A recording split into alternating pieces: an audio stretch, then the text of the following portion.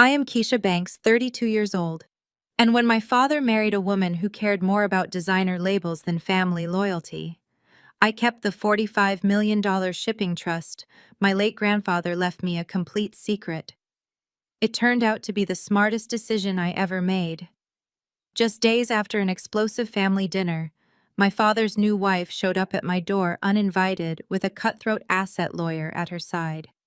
Before I continue this story, let me know where you are watching from in the comments below. Hit like and subscribe if you have ever had to protect your peace and your legacy from toxic relatives who only see you as a walking bank account. Growing up in Atlanta, Georgia, my family was always overly concerned with appearances. My father, Reginald, ran a regional printing and logistics company that provided a very comfortable upper-middle-class life. But comfortable was never enough for him. He wanted to be part of the city's elite. He spent decades chasing country club memberships, buying expensive cars on credit, and rubbing elbows with local politicians. He drained his own business accounts to look wealthy rather than actually building sustainable wealth. My grandfather, Elijah, saw right through the facade. Grandpa Elijah built a shipping empire from a single delivery truck in the 1970s. He was a man of immense grit, calloused hands, and sharp business acumen. He taught me everything I know about strategy and self-reliance, while my father was busy grooming my younger sister Tanisha to be the perfect high society trophy. The real fracture in our family happened tonight at an upscale Black-owned soul food fusion restaurant in downtown Atlanta. The ambiance was incredible, with live jazz floating through the dining room and crystal chandeliers casting a warm, beautiful glow over tables filled with the city's heavy hitters. I had agreed to this dinner hoping we could just get through a simple meal without any underlying drama. I really should have known better. We were seated at a private plush corner booth. The table was covered in plates of truffle macaroni and cheese, braised collard greens, and beautifully seared snapper, but the tension was so thick that nobody was actually eating.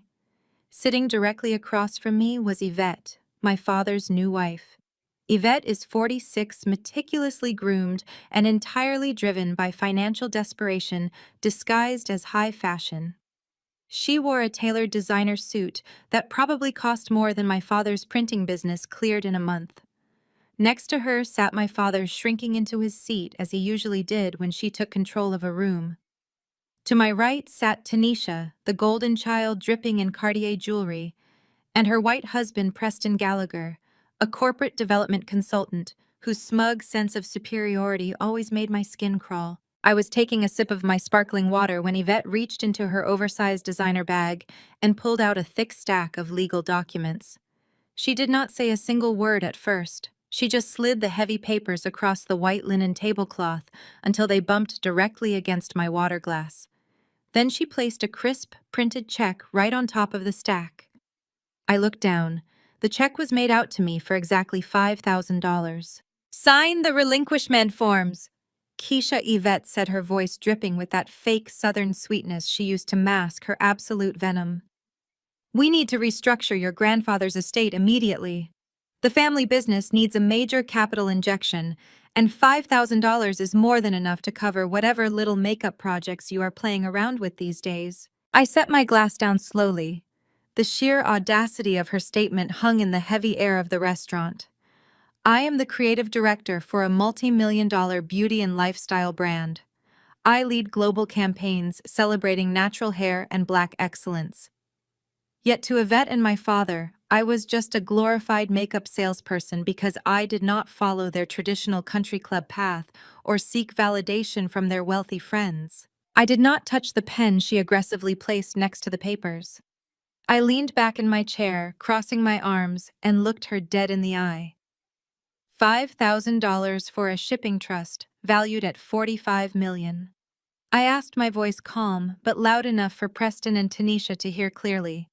"You must be out of your mind, Yvette. You have absolutely no legal standing here, and neither does my father." Preston scoffed loudly, adjusting his expensive watch and leaning over the table. "Now, Keisha, let us be reasonable here. Family assets need to serve the collective financial legacy. Your father's printing business has some temporary liquidity issues, and the massive capital tied up in Elijah's trust could generate huge returns if properly managed by professionals. You are hoarding wealth you do not even know how to handle. I turned my gaze slowly to my brother-in-law. Preston, you run a venture capital firm that is currently bleeding top-tier clients because you misread the market for 2 consecutive quarters. Do not sit here and talk to me about managing wealth when your entire business model is built on burning through other people's money to fund your corporate retreats. Tanisha slammed her palm on the table, causing the expensive silverware to rattle against the plates. Do not talk to my husband like that. She snapped, her voice rising above the jazz music. You have always been so jealous of us, Keisha. Always acting like you are better than this family just because Grandpa Elijah felt sorry for you. He gave you that money because he knew you would end up a lonely spinster mixing cheap lotions in your kitchen while everyone else moved forward in life. My father finally found his voice. Keisha, that is absolutely enough. He slammed his own fist down, making the water glasses shake violently. You will respect your sister, and you will respect my wife. We are your family, and we are telling you what needs to be done for the greater good. Your grandfather was an old man making emotional, reckless decisions at the end of his life. He should have left that trust to me to secure our family legacy in this city. Dad, you spent 20 years using Grandpa's emergency funds to pay for your golf trips and Tanisha's European vacations, I replied, keeping my voice dangerously steady. You literally bought Tanisha's mansion down payment while your own printing presses were breaking down and your employees were waiting on delayed paychecks. Grandpa Elijah bypassed you because he knew you would hand his entire life's work over to the first social climber who batted her eyelashes at you. Yvette's face turned a dangerous mottled shade of red.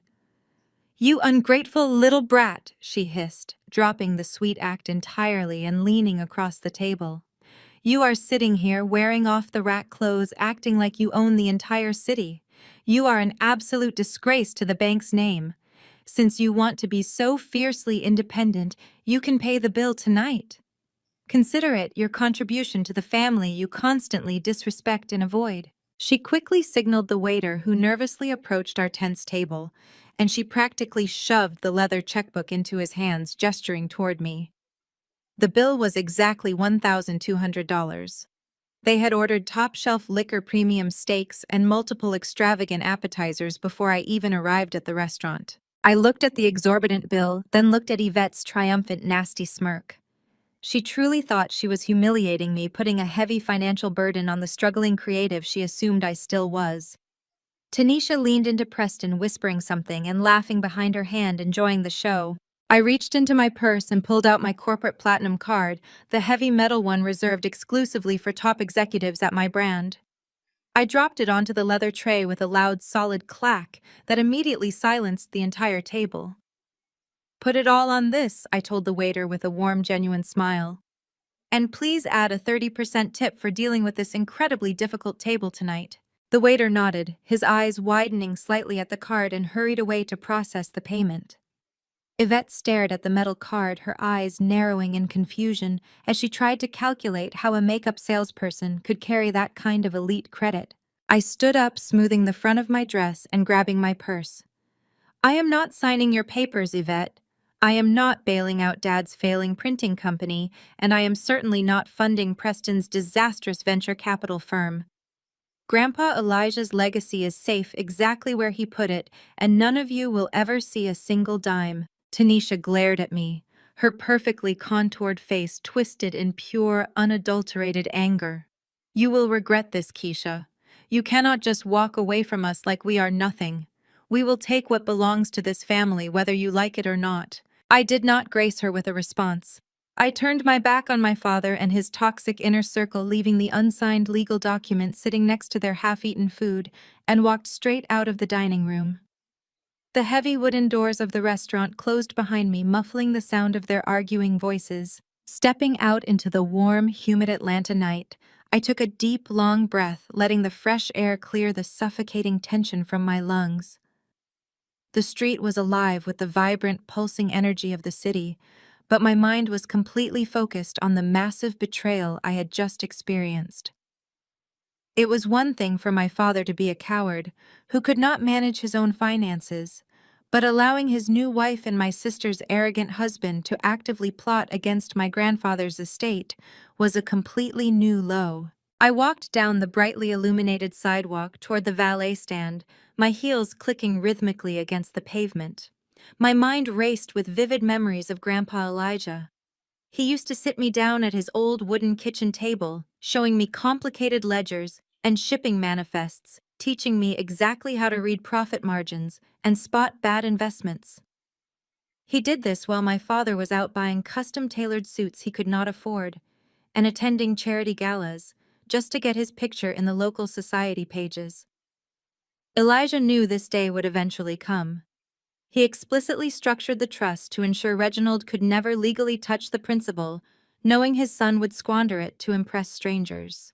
As I approached the valet booth, I saw Mr. Sterling, an older black man who had worked at this establishment for years. He always deeply reminded me of my grandfather, moving with a quiet, dignified grace and speaking with a wisdom that only comes from years of hard work, despite the demanding nature of his job dealing with entitled customers. "Good evening, Miss Keisha," he said, tipping his hat slightly as he saw me approach. "Leaving us so soon tonight?" "It was a very brief dinner, Mr. Sterling," I replied, offering him a genuine, tired smile. "Some meals just leave a bitter taste no matter how good the chef is." He chuckled, a deep, rich, knowing sound that made me feel instantly grounded. "I hear that loud and clear. Some folks just bring their own sour seasoning to the table. Let me get your car right up for you." While he radioed for my vehicle, I stood under the glowing street lamps watching the luxury cars pull up and drop off patrons eager for a night out. I thought about Tanisha sitting in that restaurant demanding my inheritance while enjoying a lavish lifestyle funded entirely by continuous handouts. When she wanted to buy her massive mansion in Buckhead, my father liquidated a huge portion of his business assets to cover her down payment, leaving his company vulnerable. When Preston wanted to start his consulting firm, my father foolishly co-signed the initial business loans. They built their entire reality on a fragile foundation of debt and familial guilt, while I had worked 80-hour weeks to build my career and honor my grandfather's strict work ethic. Mr. Sterling pulled my sleek, dark sedan up to the curb. It was a reliable premium vehicle, not overly flashy, but completely paid for with my own hard-earned money. I handed him a crisp $50 bill, making sure to press it firmly into his hand. "Thank you, Mr. Sterling. You have a blessed and safe night. You do the exact same." "Miss Keisha," he said, closing my door securely and giving me a respectful nod. The interior of the car was perfectly quiet, a stark welcome contrast to the chaotic noise of the restaurant and the busy street. I sat in the driver's seat for a moment, resting my forehead against the cool leather of the steering wheel. The emotional toll of dealing with my family's relentless demands was always exhausting, but tonight felt fundamentally different. There was a desperate, aggressive edge to Yvette and Preston's behavior that deeply worried me. They were acting like people who were completely out of options. Before I could put the car into gear, my phone buzzed brightly in the center cup holder. The screen illuminated the dark cabin, showing an urgent text message from David, my personal wealth manager, who oversaw the massive trust accounts. I picked up the phone, swiping open the message with a sudden sense of dread. The words on the screen made my blood run absolutely cold. "Keisha, we have a massive situation. A local high-powered law firm just filed an emergency petition to freeze the trust accounts.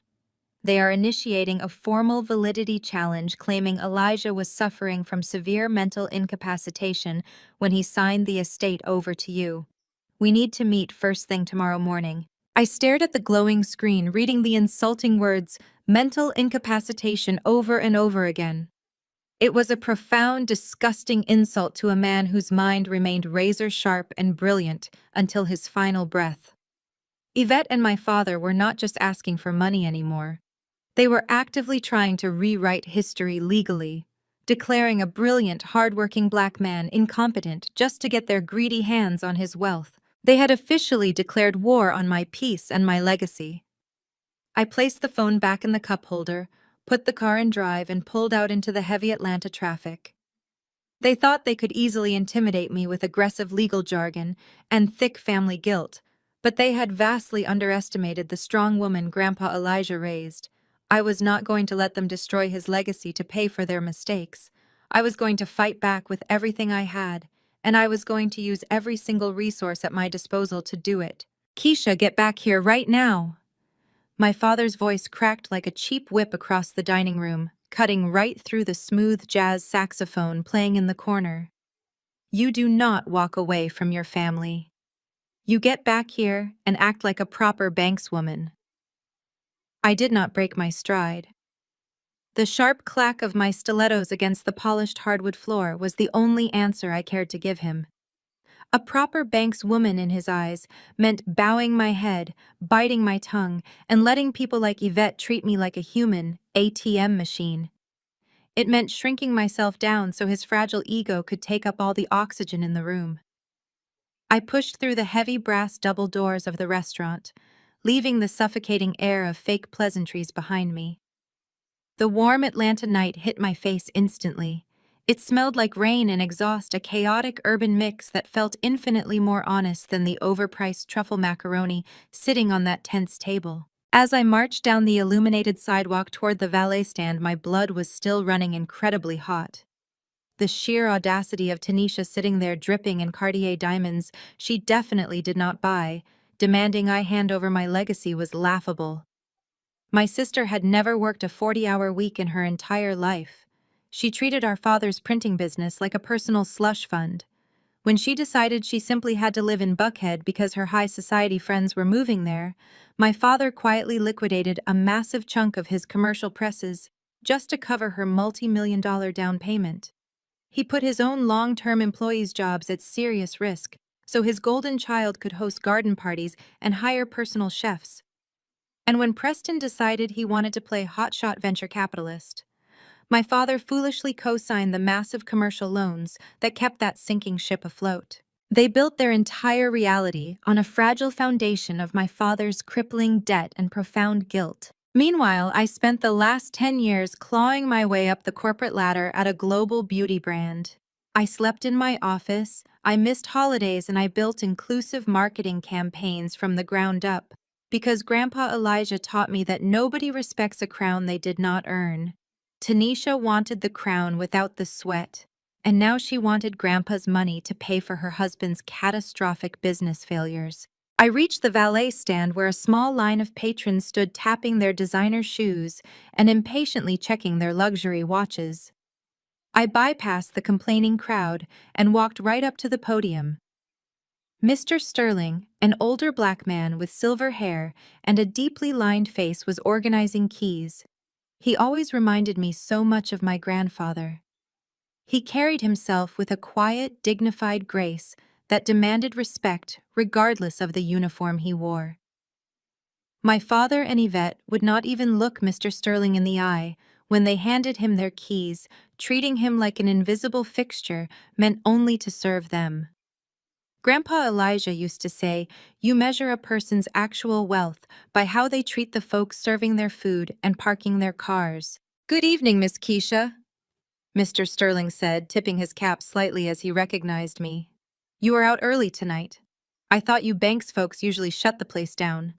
"Not tonight, Mr. Sterling," I said, offering him a warm, genuine smile. "Some meals just leave a bitter taste no matter how much you pay the chef. I think I have had my fill of family bonding for one evening.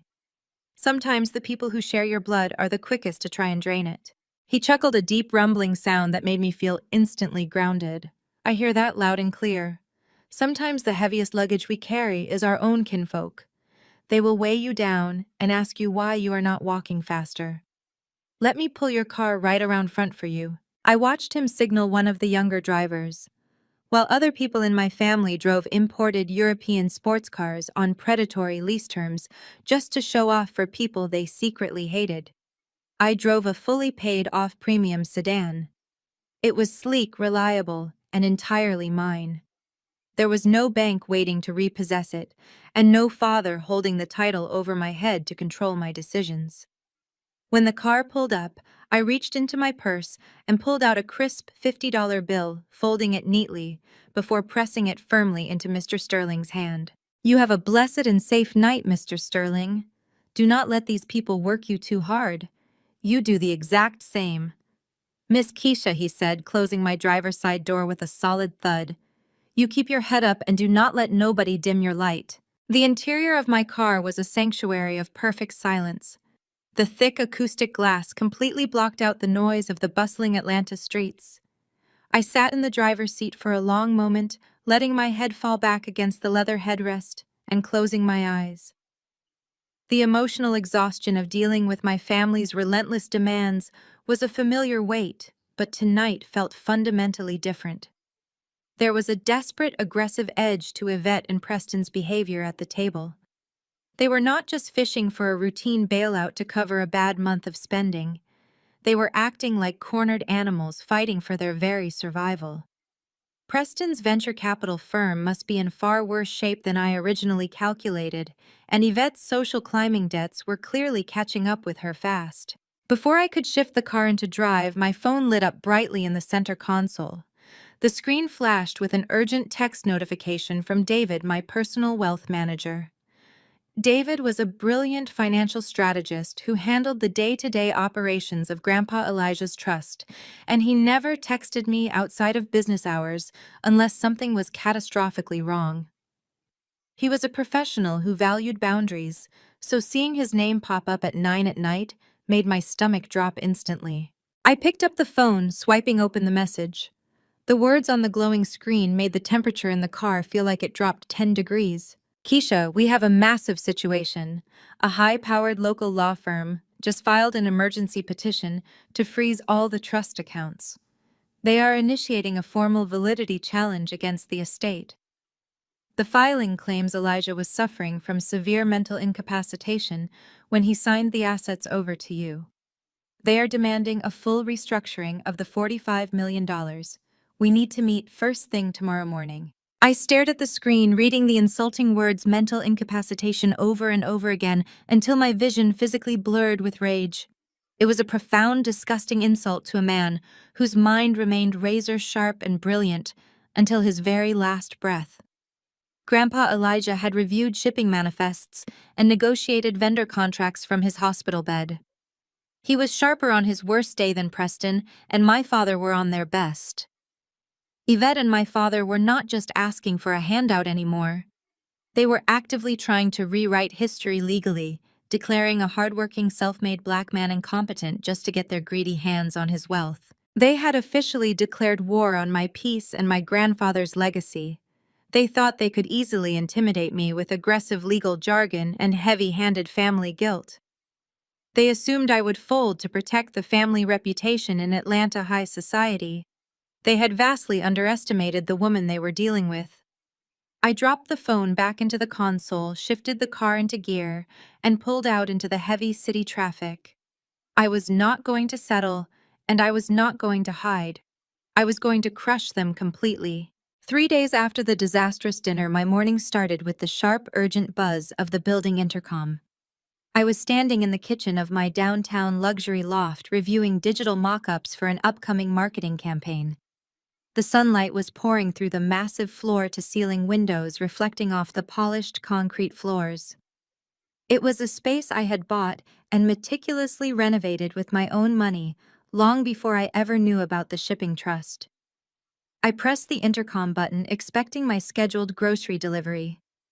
Instead, the panicked voice of my usually calm concierge filled the speaker. He started to apologize, explaining that a woman had aggressively bypassed the front desk by slipping into the private secure elevator behind another resident. Before he could even finish his sentence, a violent pounding echoed through my loft. Someone was hammering their fists against my heavy oak front door with absolute fury. I set my tablet down on the granite counter and walked slowly toward the foyer. I did not rush. I knew exactly who was on the other side of that wood. When I pulled the door open, Yvette was standing right on my welcome mat, breathing heavily with her arms firmly crossed over her chest. She was wearing another sharply tailored suit, this one a stark white that made her look like she was dressed for a courtroom battle. She was not alone. Standing half a step behind her was a tall, broad-shouldered man in a tailored charcoal suit, holding a thick leather briefcase. He had the cold, calculating eyes of a man who made his living terrorizing people into submission. I stood dead center in the doorway, planting my feet firmly on the threshold. I did not step aside. I did not offer them a polite greeting or a seat inside. I just stared at Yvette, waiting for her to speak. "Are you going to invite us in?" "Keisha?"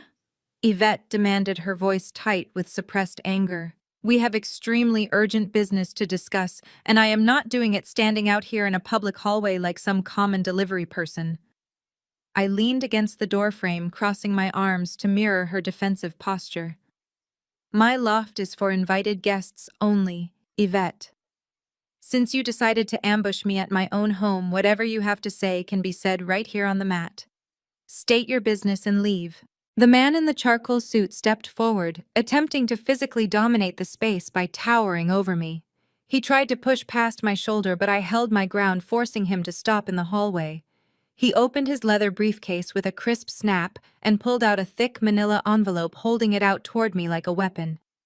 "My name is Attorney Lawrence Cross," he said, his voice slick and incredibly patronizing.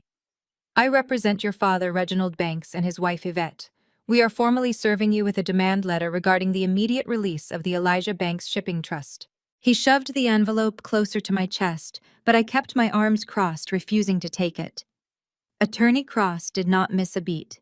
He smoothly opened the envelope himself, pulling out the top document with a theatrical flourish. "Since you refuse to accept the physical copy, I will verbally inform you of its contents." He continued, speaking loudly enough for the neighboring lofts to hear. "We are preparing to file a high-profile civil lawsuit against you for elder financial manipulation. We have gathered initial testimonies indicating that you systematically isolated your grandfather during his final declining months. You took advantage of a vulnerable sick man and coerced him into signing away a $45 million estate that rightfully belongs to his biological son." The accusation was so grotesque, so entirely detached from reality, that it actually made my stomach turn. They were painting me as a predator when I was the only person who had actually sat by Grandpa Elijah's side when his lungs were failing. I looked at Lawrence Cross, taking in his expensive suit and his arrogant, professional smirk. Then I shifted my gaze directly to Yvette, who was standing there pretending to look like a concerned, grieving family member. "Elder financial manipulation," I repeated, letting the heavy words hang in the quiet hallway. "That is a fascinating legal strategy, Attorney Cross.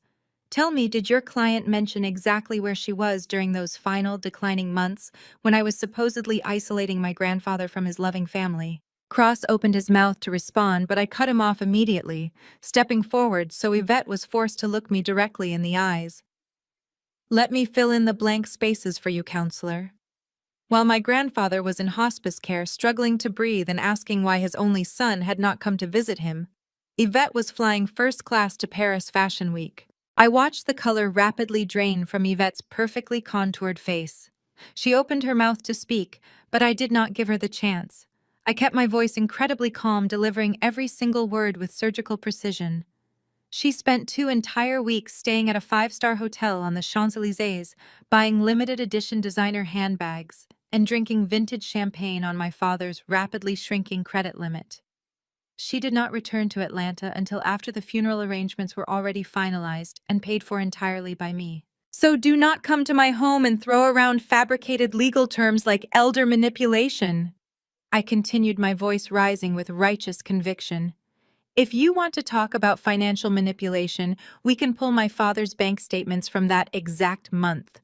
We can show a judge exactly who was bleeding a dying man's family dry while I was holding his frail hand in a sterile hospital room, listening to the heart monitor slowly fade out." Yvette took a sudden step back, her false bravado fracturing under the weight of the absolute truth. "You are a liar," she spat, her voice trembling slightly as she glanced nervously at her high-priced lawyer. "We were conducting essential international business for the printing company." I laughed, a harsh, bitter sound that echoed loudly off the hallway walls. "You do not even know how to turn on a commercial printing press, Yvette. You were shopping. You are bankrupting my father, and now you think you can use a sleazy lawyer to bully me into handing over $45 million to fix your massive hidden debts. I finally reached out and snatched the thick demand letter right out of Attorney Cross's hand. I did not even look at the printed pages. I looked right at the lawyer. You can file whatever frivolous lawsuit you want, I told him, my tone dropping to a dangerous, unyielding whisper. But you should know right now that you are backing a losing horse. You think you are here to intimidate a scared little girl, but you are standing in front of a woman who built her own empire from scratch.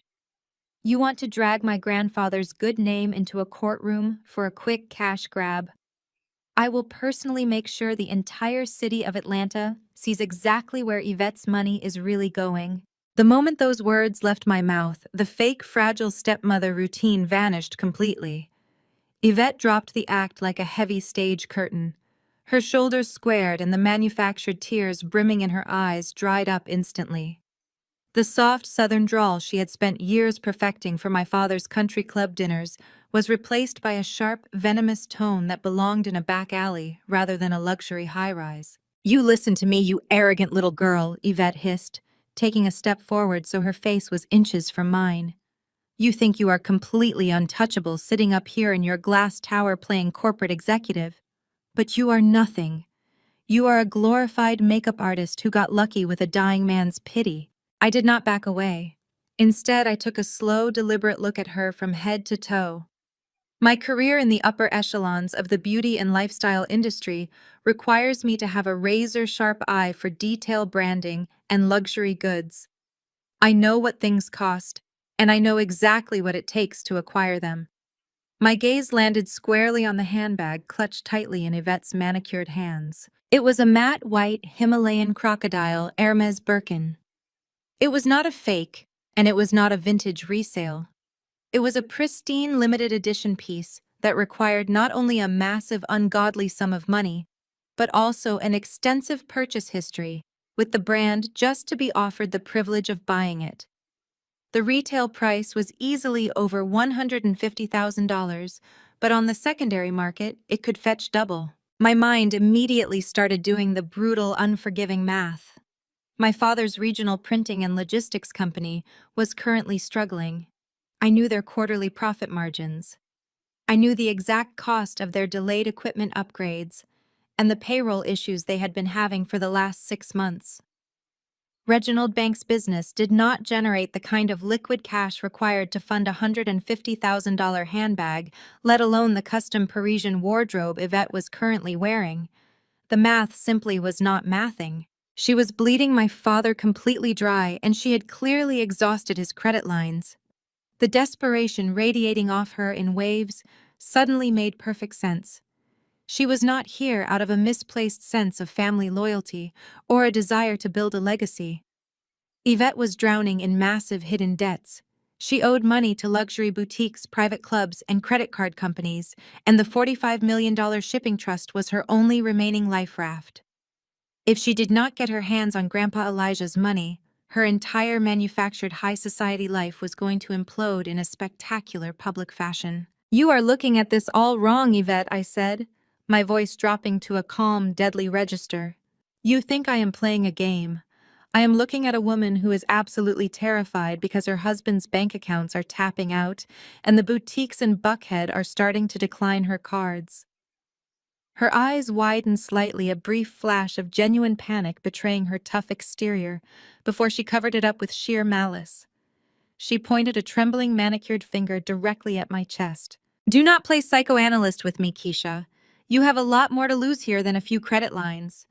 You love your precious career so much, right? You love being the creative director for a brand that preaches authenticity and Black female empowerment. How empowering do you think it will look when the Atlanta business blogs run a front-page story about how you systematically brainwashed your dementia-ridden grandfather to steal his fortune?" Attorney Cross smoothly stepped back into the conversation, seeing his opening to apply leverage. "My client is fully prepared to take this matter to the court of public opinion, Miss Banks. We have a drafted press release ready to be distributed to every major news outlet and social media platform. The narrative is incredibly damaging.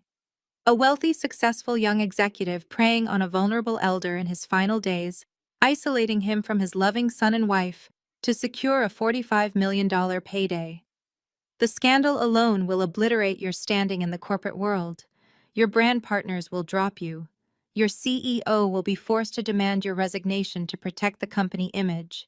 You will be a pariah before we even see the inside of a courtroom. Yvette smiled, a cruel twisting of her lips that made my stomach turn. We can make all of this go away, Keisha. Right here, right now. Attorney Cross has the restructuring documents in his briefcase. We keep this entirely out of court and entirely out of the press. You sign the trust over to a joint family holding company controlled by your father and me. We assume management of the 45 million, and you get to keep your pristine professional reputation and your cute little job. It is a win for everyone. Refuse, and I will personally make sure you are unemployable in this industry for the rest of your natural life. She was trying to leverage my life's work against my grandfather's legacy. She actually believed I would trade Grandpa Elijah's hard-earned empire just to save myself from a few nasty headlines. She fundamentally misunderstood what I was made of. I did not build my career by cowering to bullies, and I certainly was not going to start today with a desperate social climber. While Yvette was delivering her grand theatrical threat, I had slowly lowered my left hand to my side. With two precise taps on my smartwatch screen, I triggered the silent emergency alert programmed directly to the building's front desk security team. It was a feature the luxury building provided for executives and high-profile residents, and I knew from experience that their response time was under 2 minutes. You really think a fake press release scares me, Yvette? I asked, tilting my head and looking at her with pure, unadulterated pity. You think the board of directors at my company, who have watched me generate triple their revenue projections for the last 3 years, will fire me over a baseless cash grab initiated by my father's broke wife? You are vastly overestimating your own importance and drastically underestimating my legal team. Attorney Cross's smug expression faltered for a fraction of a second. He opened his mouth to deliver another barrage of legal threats, but he was cut off by the sharp, familiar chime of the private elevator opening directly into my hallway. Heavy, hurried footsteps echoed against the marble floor. 2 large uniformed security guards stepped out of the elevator cab, their expressions stern and strictly professional. They flanked Yvette and Attorney Cross, immediately cutting off any potential escape route. Miss Banks, the lead guard, said, addressing me respectfully. Is there a problem here? We received your alert. Yes, Marcus, I replied, keeping my eyes locked dead on Yvette. These 2 individuals bypassed the concierge and are currently trespassing on my private floor. Please escort them off the premises immediately, and kindly ensure their faces are flagged at the front desk so they are never permitted inside this building again. Yvette gasped, her face turning a deep shade of crimson as the second guard stepped forward and firmly grabbed her by the elbow. Get your hands off me! She shrieked, trying to yank her arm away, but the guard held fast. You are making a massive mistake, Keisha. You will pay for this. Attorney Cross, however, did not resist. He smoothed the lapels of his charcoal suit and calmly slid the manila envelope back into his leather briefcase. The confident, arrogant smirk returned to his face, slowly spreading from ear to ear as he looked at me over the security guard's shoulder. You can throw us out, Miss Banks, he said, his voice echoing smoothly down the hallway as the guards began to usher them toward the waiting elevator. But you should probably read the full plaintiff list when I have you formally served at your office tomorrow. My client Yvette is not the only family member suing you for elder manipulation. I stood perfectly still in my doorway, the cool air conditioning of my loft suddenly feeling freezing against my skin. He stepped into the elevator, turning around to face me as the brass doors began to slide shut. Your father might not have had the stomach to put his name on the lawsuit, Cross called out, just as the gap narrowed. But your sister Tanisha was more than happy to sign on the dotted line. The heavy brass doors of my private elevator slid shut with a definitive metallic thud, cutting off the sight of Yvette, struggling against the security guard's firm grip. Her shrill protests were instantly silenced, leaving my foyer echoing with a profound, sudden quiet. I stood perfectly still for a long moment, listening to the hum of the central air conditioning and the distant, faint sounds of downtown Atlanta traffic filtering through the floor-to-ceiling windows. The immediate adrenaline rush of the confrontation began to recede, leaving behind a cold, sharp, and entirely focused anger. I turned my attention to the entryway console table. Attorney Lawrence Cross had not taken his demand letter with him. In his final arrogant gesture before stepping into the elevator cab, he had smoothly dropped the thick manila envelope onto the polished marble surface of the table. It sat there like a venomous snake coiled and waiting to strike. I hated the sight of it. I hated what it represented. But Grandpa Elijah had always taught me to look my enemies directly in the eye and read every single line of a contract before deciding how to destroy it. I walked over to the console and picked up the envelope. It was heavy, packed with dozens of pages of aggressive legal posturing and fabricated claims. I pulled the stack of crisp white paper out and leaned against the edge of the table. I skipped right past the boilerplate language, the standard intimidation tactics, and the initial summaries outlining their ridiculous narrative of elder abuse. I did not care about the creative writing exercise Cross had put together to justify stealing my inheritance. I only cared about the hard facts. I wanted to see exactly who was declaring war on me. I flipped directly to the back of the packet, searching for the sworn plaintiff declarations and the signature pages. My eyes scanned the black ink, searching for the one name I fully expected to see. I looked for Reginald Banks. I searched the entire page, checking the secondary addendums and the witness lists.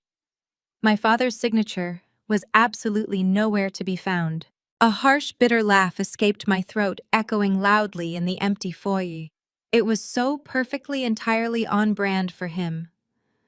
Reginald Banks was a man who desperately wanted the $45 million prize, but he was far too much of a coward to actually put his name on the weapon used to steal it. He wanted to fund his failing printing business and buy his way back into Atlanta's high society, but he refused to be legally recorded, claiming his own father had lost his mind. He was hiding safely in the shadows, letting his desperate new wife take the public risk so he could keep his hands ostensibly clean. He wanted the spoils of war without ever stepping onto the battlefield. But as my eyes moved down the thick, textured paper, I saw that Yvette was not the only one willing to do his dirty work. There, resting on the line designated for the secondary plaintiff, was a signature I would recognize anywhere. It was large, looping, and incredibly vain, taking up twice as much space as necessary. Tanisha. My younger sister had officially signed her name to a document claiming our beloved grandfather was mentally incapacitated. Tanisha, the golden child. The sister who had never worked a single grueling late-night shift, who had never missed a summer vacation to the Amalfi Coast, who had her entire life bankrolled by a father who could not afford to spoil her, but did it anyway. She had signed a lawsuit against me. I traced the blue ink of her signature with my gaze, feeling a deep, profound sense of disgust. I remembered how Grandpa Elijah used to try and teach Tanisha about the value of $1. He would offer to pay her for helping out at the shipping yard office during summer breaks, hoping to instill some sense of work ethic in her. Tanisha would just roll her eyes, complain about the heat ruining her hair, and call our father to come pick her up. She viewed Elijah's shipping empire as a dirty blue-collar embarrassment right up until the exact moment she realized it was worth $45 million. Now she wanted it. She wanted the money to fund her endless shopping sprees and her massive Buckhead mansion, and she was perfectly willing to drag our grandfather's brilliant legacy through the mud to get it. I gripped the edges of the legal packet tightly, crumpling the paper slightly under my fingers. It was a massive betrayal, but it was also a reckless move. High-profile asset litigation of this magnitude is incredibly expensive. You do not just hire a cutthroat shark like Lawrence Cross on a whim. Cross was the kind of high-powered asset litigator who did not even answer his phone for less than a $100,000 initial retainer.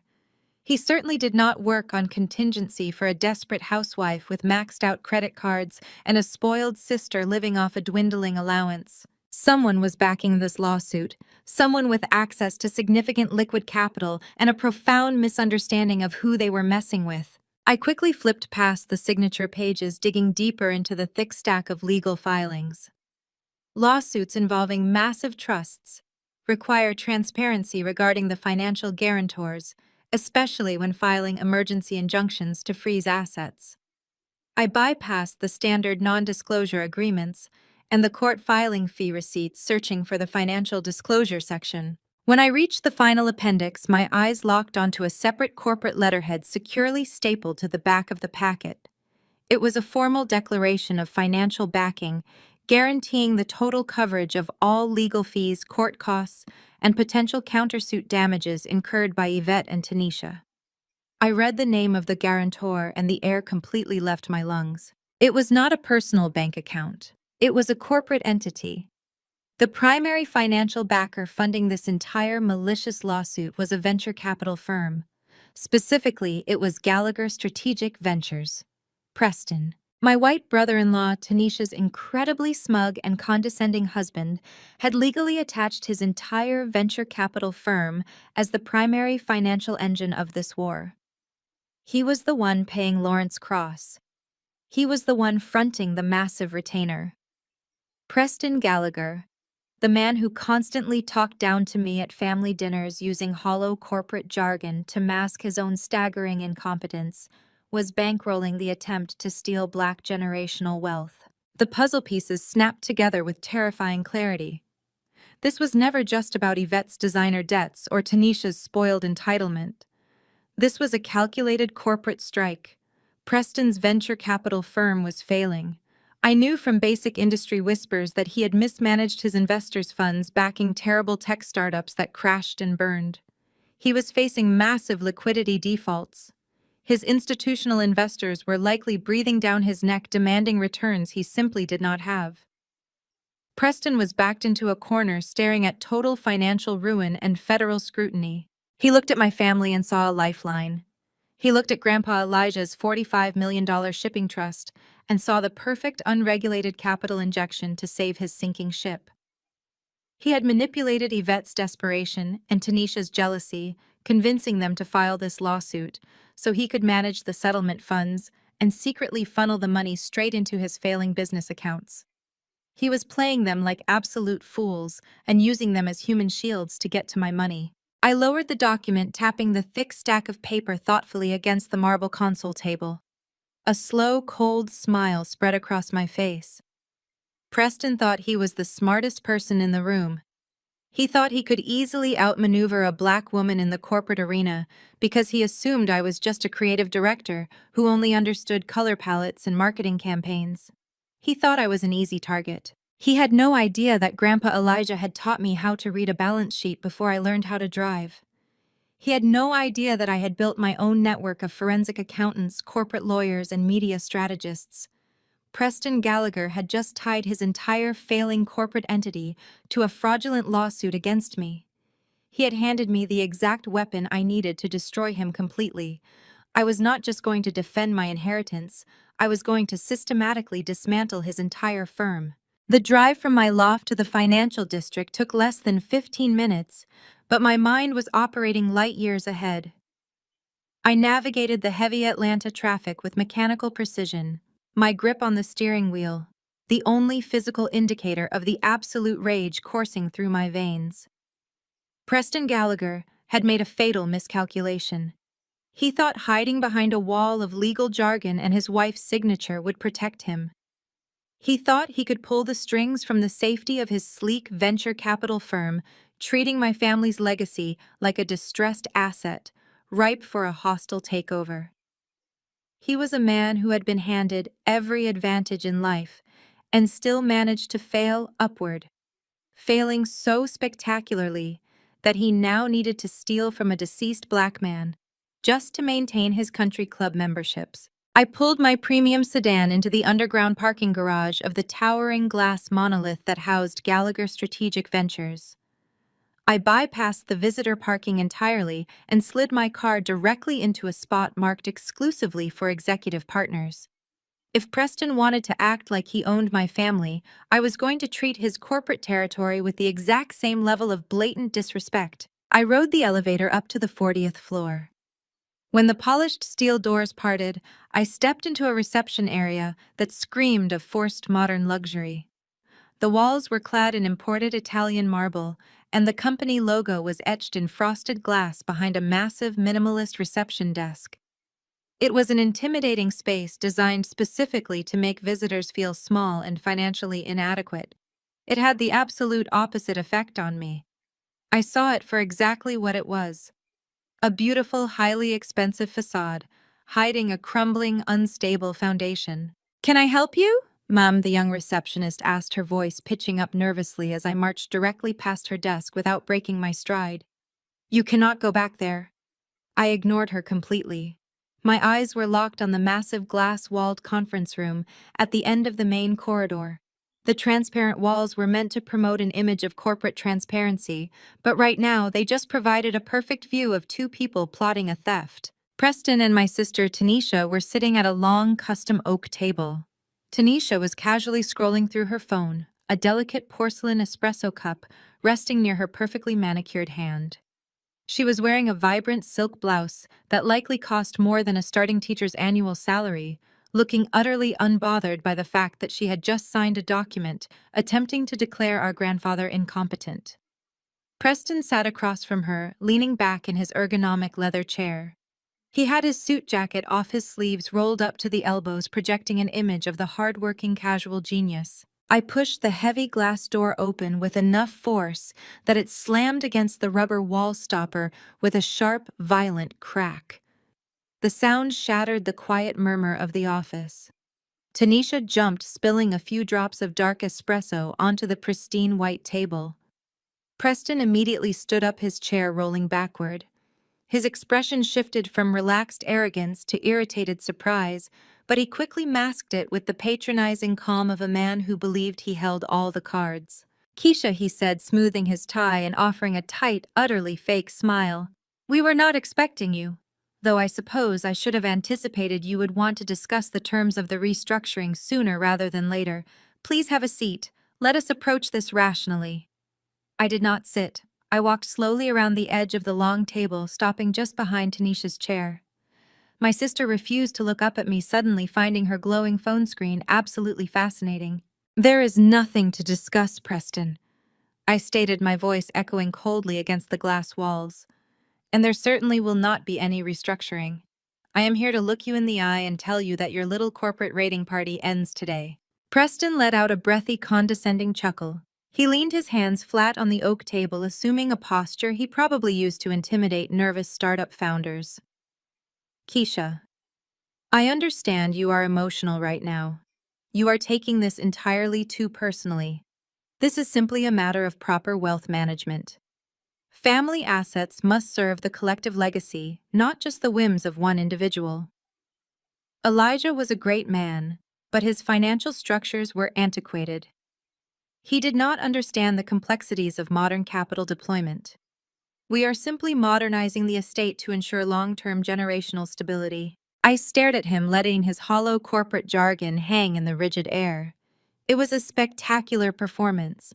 He was actually trying to gaslight me into believing that stealing $45 million was an act of benevolent financial stewardship.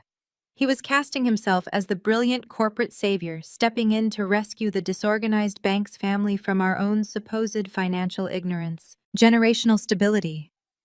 I repeated, letting the words drip with pure venom. "You have a lot of nerve using that phrase in front of me, Preston. You do not care about the Banks family legacy. You do not care about my grandfather's blood, sweat, and tears.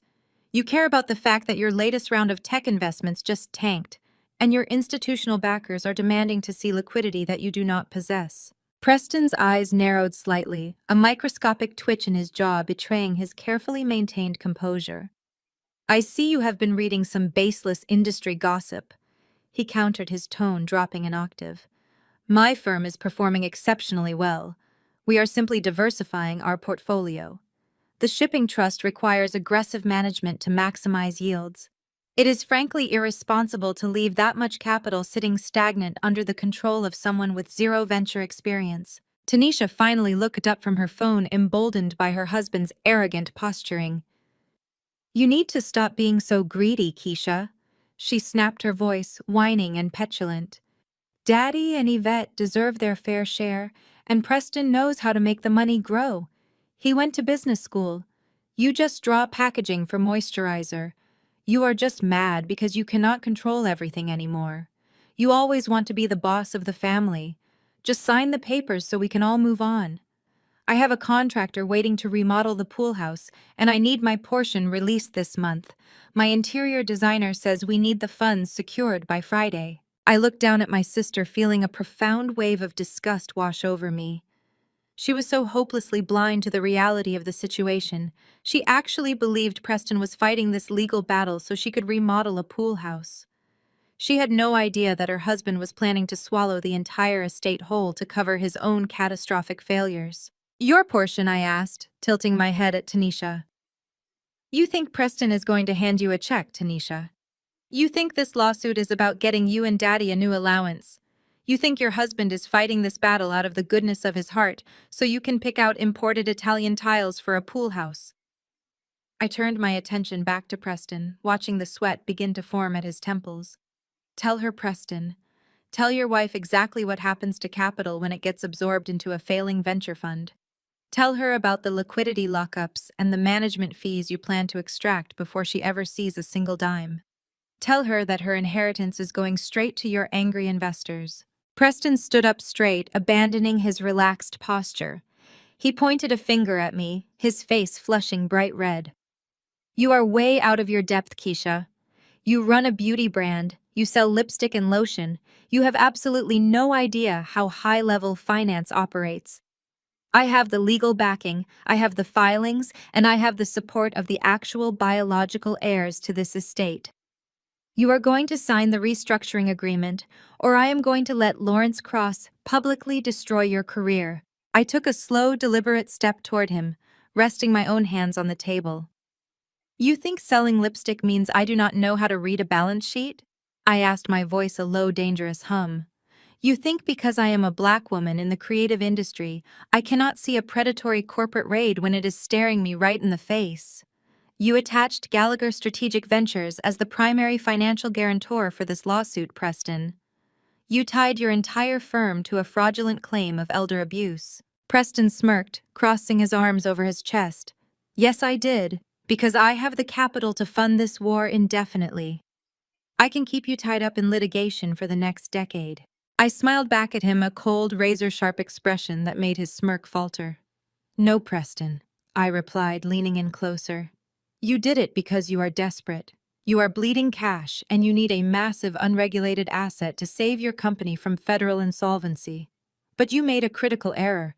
By formally attaching your firm to this lawsuit, you just gave me the legal right to demand a full discovery of your company's financials to prove you actually have the capital to back the claim. The color drained completely from Preston's face. Tanisha looked at her husband, expecting him to fire back with more aggressive legal threats or his usual patronizing corporate buzzwords. When he remained entirely silent, his jaw locked tight and his eyes darting frantically toward the glass walls of the conference room, she realized he had no counterattack. The silence stretched out thick and suffocating until Tanisha simply could not handle the massive, sudden shift in power. If her husband was not going to put me in my place, she was going to do it herself. She slammed her phone face down onto the oak table and stood up, pushing her heavy chair back with a harsh, loud scrape. You are completely bluffing, Tanisha shouted, her voice rising to a shrill, piercing pitch that made several employees in the outer hallway turn their heads in alarm. You are just a pathetic, jealous liar, Keisha. You have always been insanely jealous of me and the life I built. She rounded the table, her expensive silk blouse rustling aggressively as she marched toward me. Tanisha's face contorted, not with the poised elegance she meticulously displayed on her social media accounts, but with a raw, ugly envy she had harbored since childhood. She pointed a rigid, French manicured finger directly at my chest. Look at you. You are 32 years old and you have absolutely nothing outside of that stupid corporate office you practically sleep in.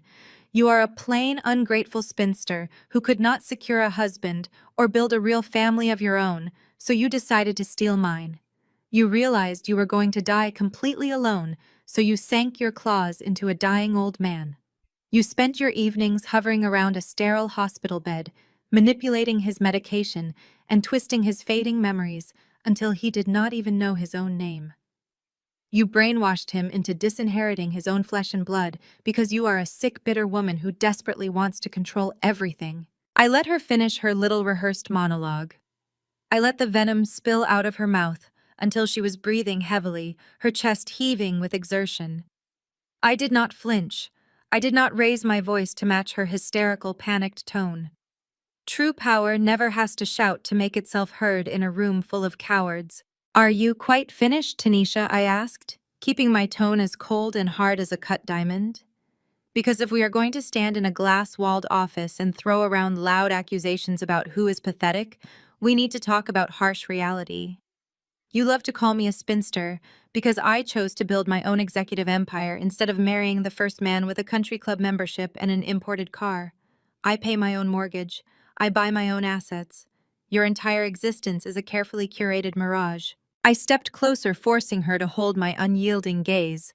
Every luxury vacation you take, every limited edition designer bag you carry, every catered dinner party you throw is funded by Daddy's desperate financial handouts and Preston's supposedly booming business. But take a really good look at your husband right now, Tanisha. Turn around and look at the man who is supposed to be your ultimate financial savior. Tanisha hesitated, but she slowly turned her head to look back at Preston. He had not moved a single inch. He was gripping the edge of his ergonomic leather chair so tightly, his knuckles were stark white against the dark material. The arrogant swagger of a high-powered venture capitalist had vanished completely, replaced by the hollow terror of a man who realized his massive bluff had just been called by someone holding a royal flush. "He is absolutely terrified," I said, my voice carrying clearly and crisply across the silent room. "He is paralyzed because he knows I am telling the absolute truth. By legally attaching Gallagher Strategic Ventures as the primary guarantor of this frivolous lawsuit, he just handed my legal team the master key to his entire corporate operation. During the discovery phase, we are going to subpoena every single bank statement, every offshore wire transfer, and every falsified investor prospectus he has touched for the past 5 years. He knows we are going to find out that his firm is completely empty. He is drowning in bad debt and institutional lawsuits. He aggressively pushed you and Yvette to file this ridiculous claim because stealing Grandpa Elijah's $45 million was his only desperate plan to avoid a federal prison sentence." "Preston, tell her she is crazy!" Tanisha shrieked, her voice trembling with absolute panic as her eyes darted wildly between us. "Tell her we have the money. Tell her the firm is fine and you are going to ruin her." Preston opened his mouth, but his throat worked silently. He looked away toward the floor, unable to maintain eye contact with his own panicked wife. "He cannot speak because he is a coward," I stated relentlessly, driving the final nail into the coffin of her perfect life. "You signed a legal document claiming Grandpa Elijah was mentally incapacitated. You swore on paper that he was out of his mind and easily manipulated. But Grandpa was sharper on his worst day in hospice care than your husband has ever been in his entire life." I stepped right into Tanisha's personal space, invading the bubble of fake luxury she hid behind. "Grandpa Elijah saw right through Preston the very first day you brought him to the house for Sunday dinner. Do you remember that afternoon? Preston was out on the patio smoking a cheap cigar and bragging loudly about his massive tech acquisitions. Grandpa pulled me aside in the kitchen and told me exactly what your husband was. He said Preston was a hollow, empty suit with a weak handshake and a significantly weaker business plan. He told me Preston had the desperate, sweaty energy of a parasite looking for a host to drain. Grandpa knew Preston was a total fraud from day one. That is exactly why he explicitly structured his legal trust to make absolutely sure your husband could never touch a single dime of the bank's family wealth. He was protecting our legacy from your massive mistake." The absolute truth hit Tanisha with the undeniable force of a freight train. The fragile illusion of her superior social standing, her perfect wealthy marriage, and her elevated status above me shattered into a million jagged pieces. The realization that our grandfather, the self-made patriarch she had always looked down upon for his blue-collar roots, had completely seen through her husband's facade was too much for her fragile ego to bear. Her face twisted into a mask of pure feral fury. She let out a guttural scream that tore roughly through her throat.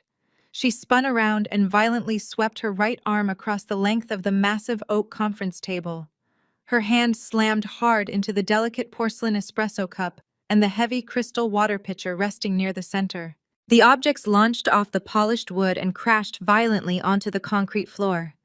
The crystal shattered with a deafening explosive crack, sending sharp, jagged shards rocketing in every direction.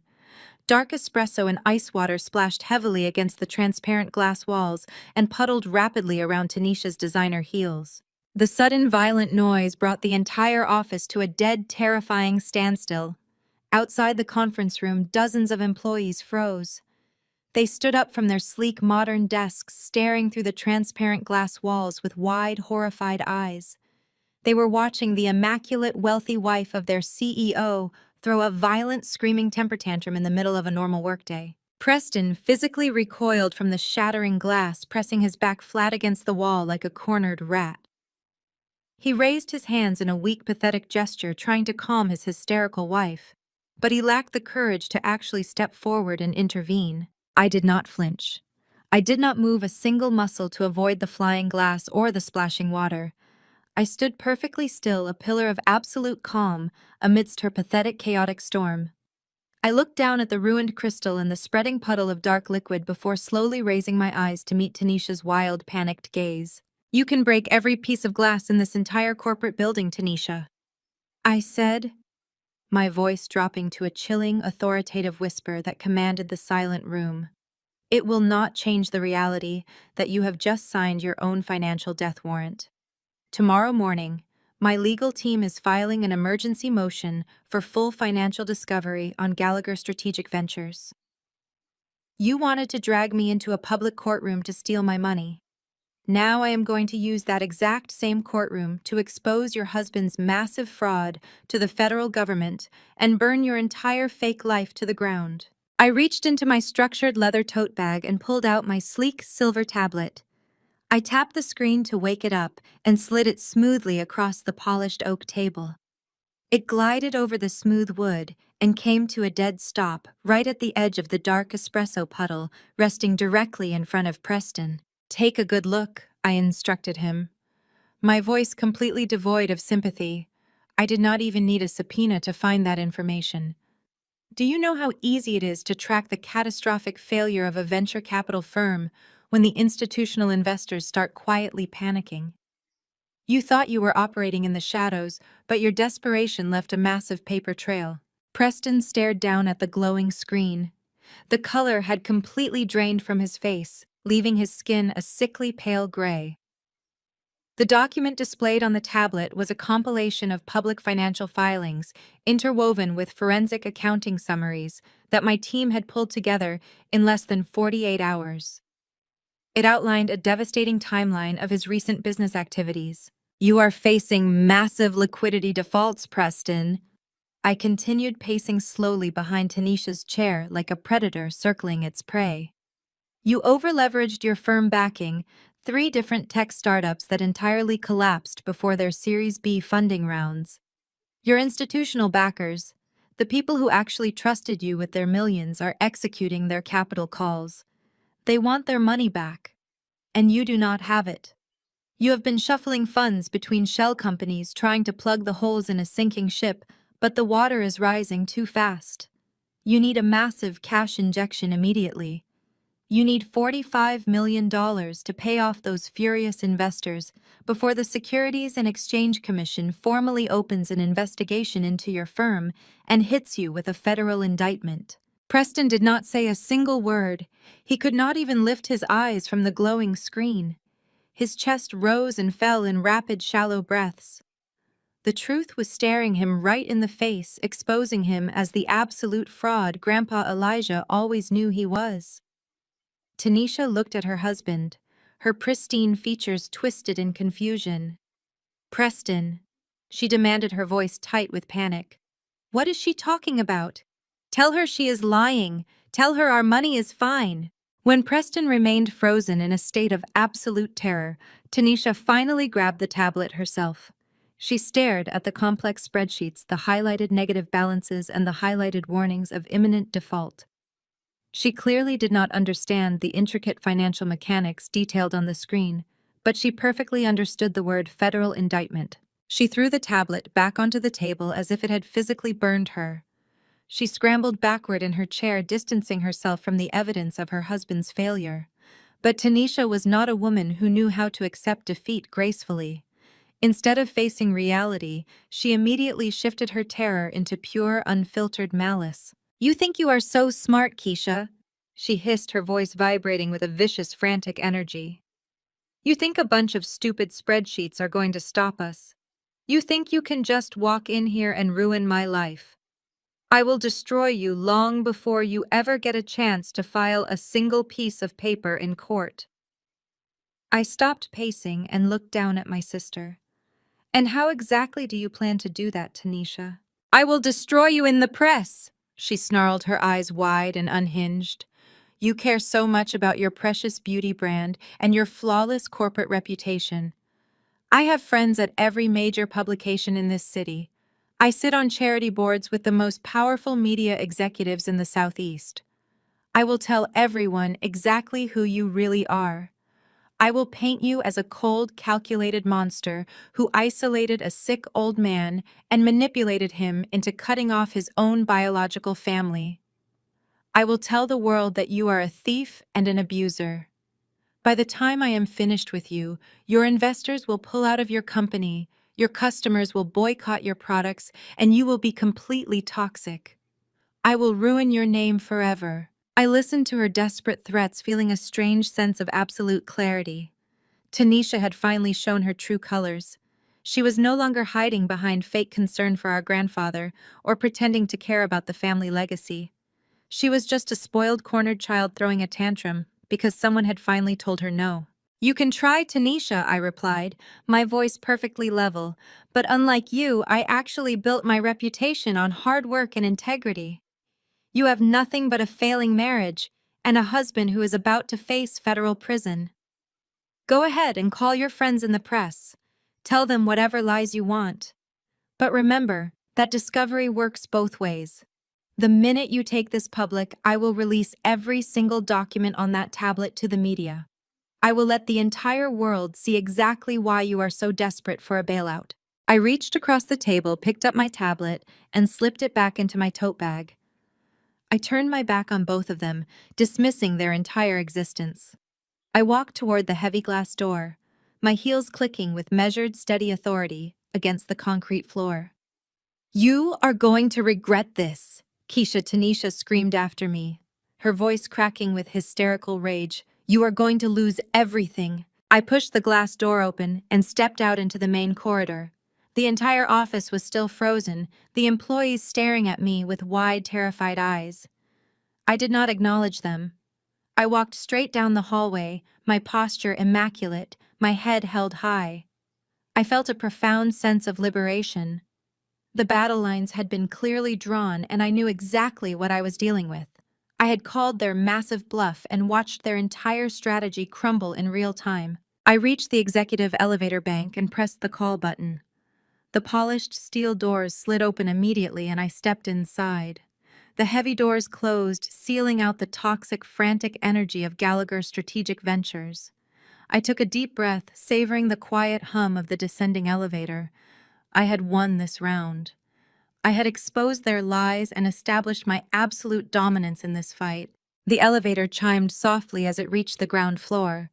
The doors parted, revealing the sprawling, sunlit expanse of the building's main lobby. The space was filled with the usual morning rush of corporate executives and administrative staff moving purposefully across the polished marble floors.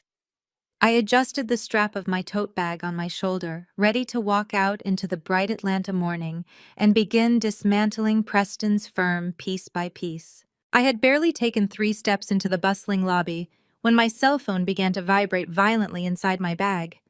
I paused near a large structural pillar and pulled the phone out. The caller ID flashed brightly on the screen. It was Chloe, my executive assistant and head of public relations for my company. Chloe never called me on my personal line before 10 in the morning. unless it was an absolute critical emergency. I swiped the screen to answer. Chloe, what is wrong? Keisha, you need to sit down, Chloe said, her voice tight and breathless with unmistakable panic. It is bad. It is really, really bad. What are you talking about? I asked, my grip tightening instinctively around the phone. Speak clearly, Chloe. What is happening? It is a coordinated leak, she explained, her words rushing out in a terrified torrent. A massive PR leak just hit every major business blog and local news site in Atlanta about 5 minutes ago. It is spreading across social media like wildfire. Someone released a highly manipulated package of documents and anonymous statements to the press. I felt a cold, heavy knot form in the pit of my stomach. The confident victory I had felt just moments ago suddenly vanished, replaced by a sharp, chilling sense of impending disaster. What exactly are they saying, Chloe? They are framing you, Keisha, she said, her voice trembling. The articles are completely vicious. They are claiming you systematically isolated your grandfather during his final months and illegally altered his trust documents to steal the entire $45 million shipping empire. They have fabricated witness quotes from supposed nurses and legal aides claiming you engaged in severe psychological abuse. They are painting you as a ruthless, manipulative thief who stole her own family's generational wealth. Keisha, the narrative is already entirely out of control. Our company investors are already calling the office demanding answers. You are being completely destroyed in the press. I stood frozen in the middle of the crowded corporate lobby, the bright morning sunlight suddenly feeling harsh and unforgiving. Tanisha had not just been making idle threats in that glass-walled conference room. She and Preston had already pulled the trigger. They knew their legal case was weak and their financial situation was catastrophic, so they had launched a preemptive scorched earth media campaign to destroy my public credibility before I could ever expose their fraud. They were trying to burn me alive in the court of public opinion.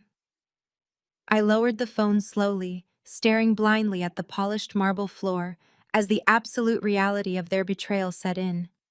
The real war had just begun. The drive from Preston's towering glass monolith to my own corporate headquarters was a masterclass in emotional compartmentalization. I did not panic. I did not cry. I did not pull over to the side of the road and hyperventilate over the vicious, fabricated headlines currently destroying my name across the internet. Tanisha and Preston had pushed the nuclear button in a desperate, sloppy attempt to force me into a quick settlement. By leaking a heavily manipulated story to the Atlanta business blogs, they aimed to tank my professional reputation and make me radioactive. They wanted me to surrender my grandfather's $45 million shipping empire simply to make the bad press disappear. It was a classic intimidation tactic used by cornered cowards. It was also an incredibly fatal mistake. I pulled my car into the secured parking lot of my company headquarters. My beauty brand was housed in a massive, revitalized industrial brick building in West Midtown. It was a space I had purchased, gutted, and completely renovated using my own hard-earned capital. The stark contrast between my thriving, dynamic workspace and Preston's sterile, crumbling corporate facade was undeniable. I walked through the heavy double doors and was immediately hit by the vibrant, pulsing energy of my team. There was no panicked whispering in the hallways. There were no terrified employees hiding in their cubicles worried about the company's solvency. My staff was moving with absolute relentless purpose. Chloe was waiting for me the second I stepped off the main elevator. She fell into step beside me, handing me a thick printed dossier containing the full extent of the media leak. The headlines were spectacularly vicious, calling me a rogue heiress and a manipulative corporate opportunist. They quoted anonymous sources close to the family who claimed I had deliberately isolated Grandpa Elijah during his final days, restricting his visitors so I could rewrite his estate plans in my favor. They painted a picture of a cold, calculated spinster who stole her own family's generational wealth out of pure spite. "We are getting flooded with calls from our primary retail partners," Chloe said, matching my rapid stride as we headed straight toward the executive suites. "They are asking for an official statement regarding the elder abuse allegations." Our corporate social media accounts are being hammered by a coordinated bot attack pushing the narrative. They are trying to tank our upcoming product launch. Do not issue any defensive statements. I instructed her, my voice crisp and entirely devoid of fear. Do not apologize and do not try to explain my complicated family dynamics to a bunch of gossip blogs. Draft a single aggressive press release stating that the claims are entirely fabricated and that we will be pursuing immediate devastating litigation for defamation against all participating outlets. Let them know we are not playing games and we are not backing down. I pushed open the heavy wooden doors to the main boardroom. Marcus Sterling, the CEO of my brand and my most trusted business partner, was already sitting at the head of the long, reclaimed wood table. Marcus was a seasoned, brilliant industry veteran who had seen every dirty trick in the corporate playbook.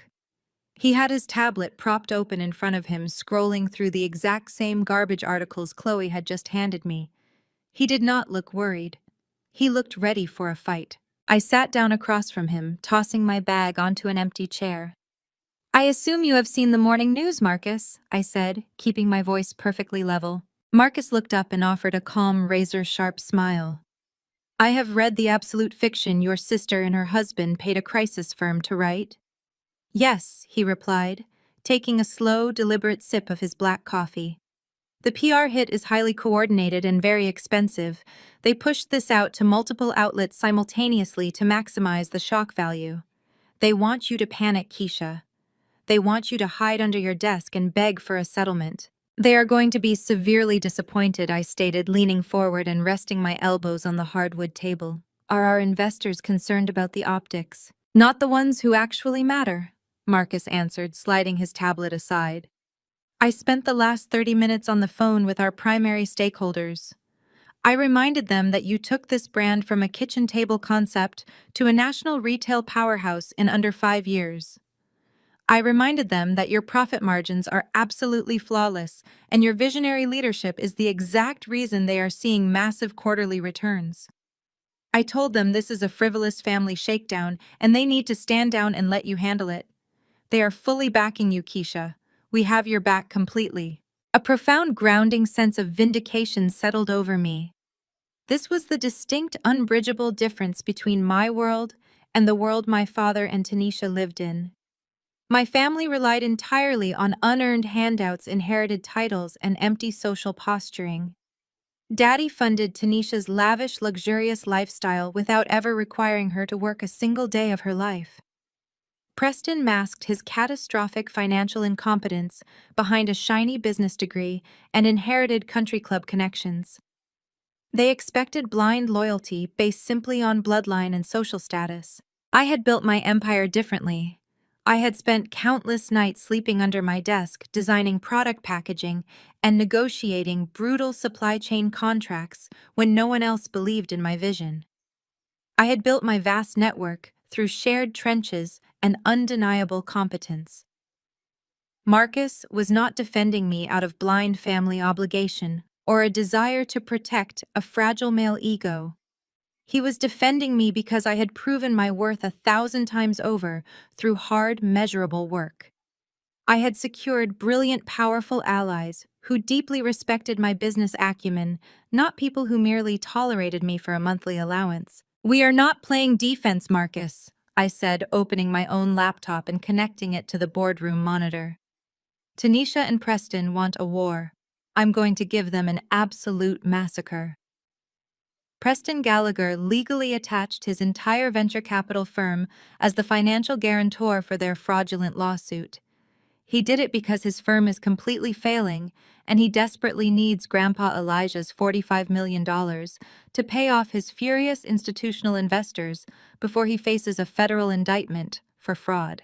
Marcus raised his eyebrows, a sharp, predatory glint appearing in his dark eyes. He used his corporate entity to guarantee a fraudulent personal family lawsuit. He is incredibly desperate and blindingly arrogant, I confirmed, pulling up the initial public filings I had already gathered on his firm. And I am going to use that exact arrogance to dismantle him brick by brick. I need you to contact Sterling and Vance right now. Sterling and Vance was the most ruthless, highly effective forensic auditing firm in the Southeast. They did not just review financial statements, they performed complete surgical autopsies on corporate entities. They were the exact people you hired when you wanted to find every single skeleton buried deep in a company's financial closet. Tell them I want a full-scale forensic strike on Gallagher Strategic Ventures, I instructed Marcus, my voice echoing with absolute authority in the quiet boardroom. I want them to tear Preston's entire firm down to the absolute studs. I want them to find every hidden shell company, every falsified investor prospectus, and every panicked, desperate email he has sent to his creditors over the last 36 months. I want them to trace exactly how much money he has lost and exactly who he owes it to. Marcus picked up his phone, dialing the number without a single second of hesitation. Consider it done, he said, his voice hard and focused. They will have a team of senior forensic analysts on this before lunch. We will legally bury him in his own paperwork. I turned to Chloe, who was standing rigidly by the door, furiously typing my directives into her tablet. Chloe, contact our legal team and tell them to file the emergency motion for financial discovery against Preston's firm immediately. I want the federal subpoenas served directly to his corporate office by the end of the business day. Let Preston Gallagher explain to his terrified employees why federal marshals are walking through his pristine glass doors to seize his company hard drives. I closed my laptop with a definitive sharp snap. Tanisha thought she could break me by throwing a screaming tantrum and calling the local tabloids. She thought a few nasty articles would make me surrender my grandfather's legacy, just to avoid a little public embarrassment. She vastly underestimated the woman she was dealing with. I was not going to hide in my office and cry over a fabricated news story. I was going to use the exact weapon Preston had foolishly handed me to publicly expose his massive fraud and ensure that he never worked in the financial sector ever again. They had drawn first blood in the press, but I was going to deliver the final lethal strike in the courtroom. I bypassed the crowded coffee kiosks and the morning networking chatter in the lobby. My expression gave nothing away. Inside my chest, a fire was raging, but on the outside, I was absolute ice. I walked straight back to the private executive elevators and hit the button for the top floor. When the steel doors opened, I stepped out and marched directly back into the boardroom. Chloe was pacing the length of the room, 2 different cell phones in her hands, her eyes wide with mounting panic. She was firing off holding statements to our retail partners trying to plug the dam. Marcus was exactly where I left him, leaning back in his chair, though his demeanor had shifted from relaxed confidence to predatory focus. The massive digital monitor mounted on the far wall of the boardroom was already lit up, displaying a secure video conferencing grid. The lead forensic auditor from Sterling & Vance, a sharp-eyed man named David Sterling, was already on the screen. He had not waited for lunch to begin his surgical dissection of Gallagher Strategic Ventures. He had deployed his team the very second Marcus made the call. I sat down at the head of the long reclaimed wood table and folded my hands. I did not ask about the PR leak. I did not care what lies Tanisha and Preston were feeding the local blogs. I only cared about the ammunition David had gathered. Talk to me, David, I said, my voice perfectly steady. Give me the weapon I need to stop this bleeding. David adjusted his glasses, leaning closer to his camera. He did not waste time with pleasantries. You were absolutely right about Preston Gallagher. He began, his voice echoing clearly through the boardroom speakers. The man is running a glorified Ponzi scheme. His liquidity defaults are staggering. But as we were tracing the capital pipelines feeding into his firm, we hit a highly irregular secondary flow of cash. We found a backdoor channel. I narrowed my eyes. What kind of channel? David shared his screen, replacing his video feed with a complex web of financial flowcharts. The red lines crisscrossed the screen, creating a dense map of unauthorized wire transfers. We started pulling the public filings and following the digital paper trail of the individuals attached to this lawsuit, David explained. We looked into your father, Reginald Banks, and his commercial printing business. His company ledgers are a complete disaster. But the real issue is not gross mismanagement. The real issue is aggressive, systematic embezzlement. I leaned forward, staring at the massive screen. My father was a terrible businessman, but he was not a thief. He was far too obsessed with his public image to ever risk stealing from his own company. Someone else was holding the pen. We dug into the accounts payable. David continued, his voice tight with professional disgust. Over the last 14 months, Reginald's printing business has been paying exorbitant monthly consulting fees to 3 separate corporate entities. They are registered as vendor accounts, but they provide absolutely zero tangible services. We ran the tax identification numbers.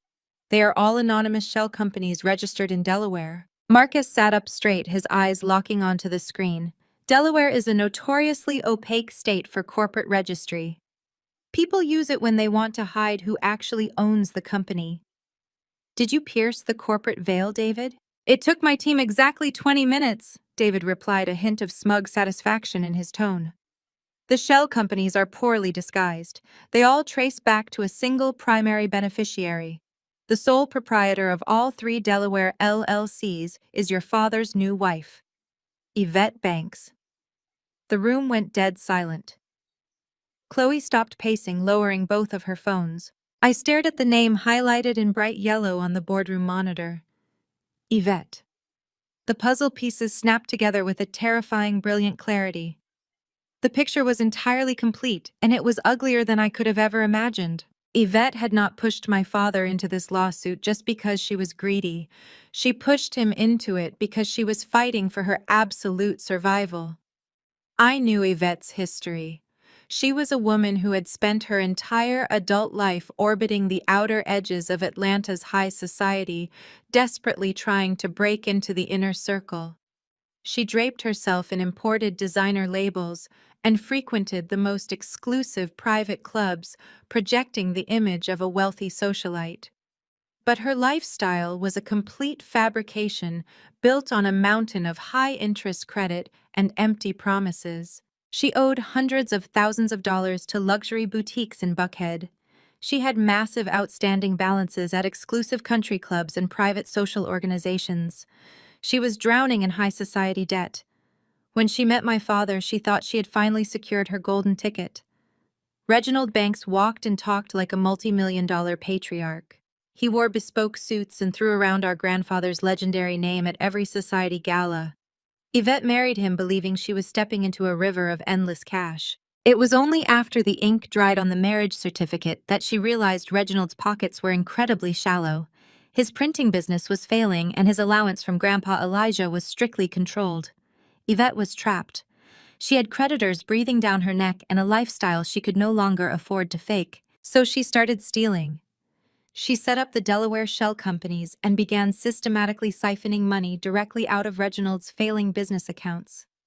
She was using his company as her own personal piggy bank, writing fraudulent invoices to pay off her luxury debts.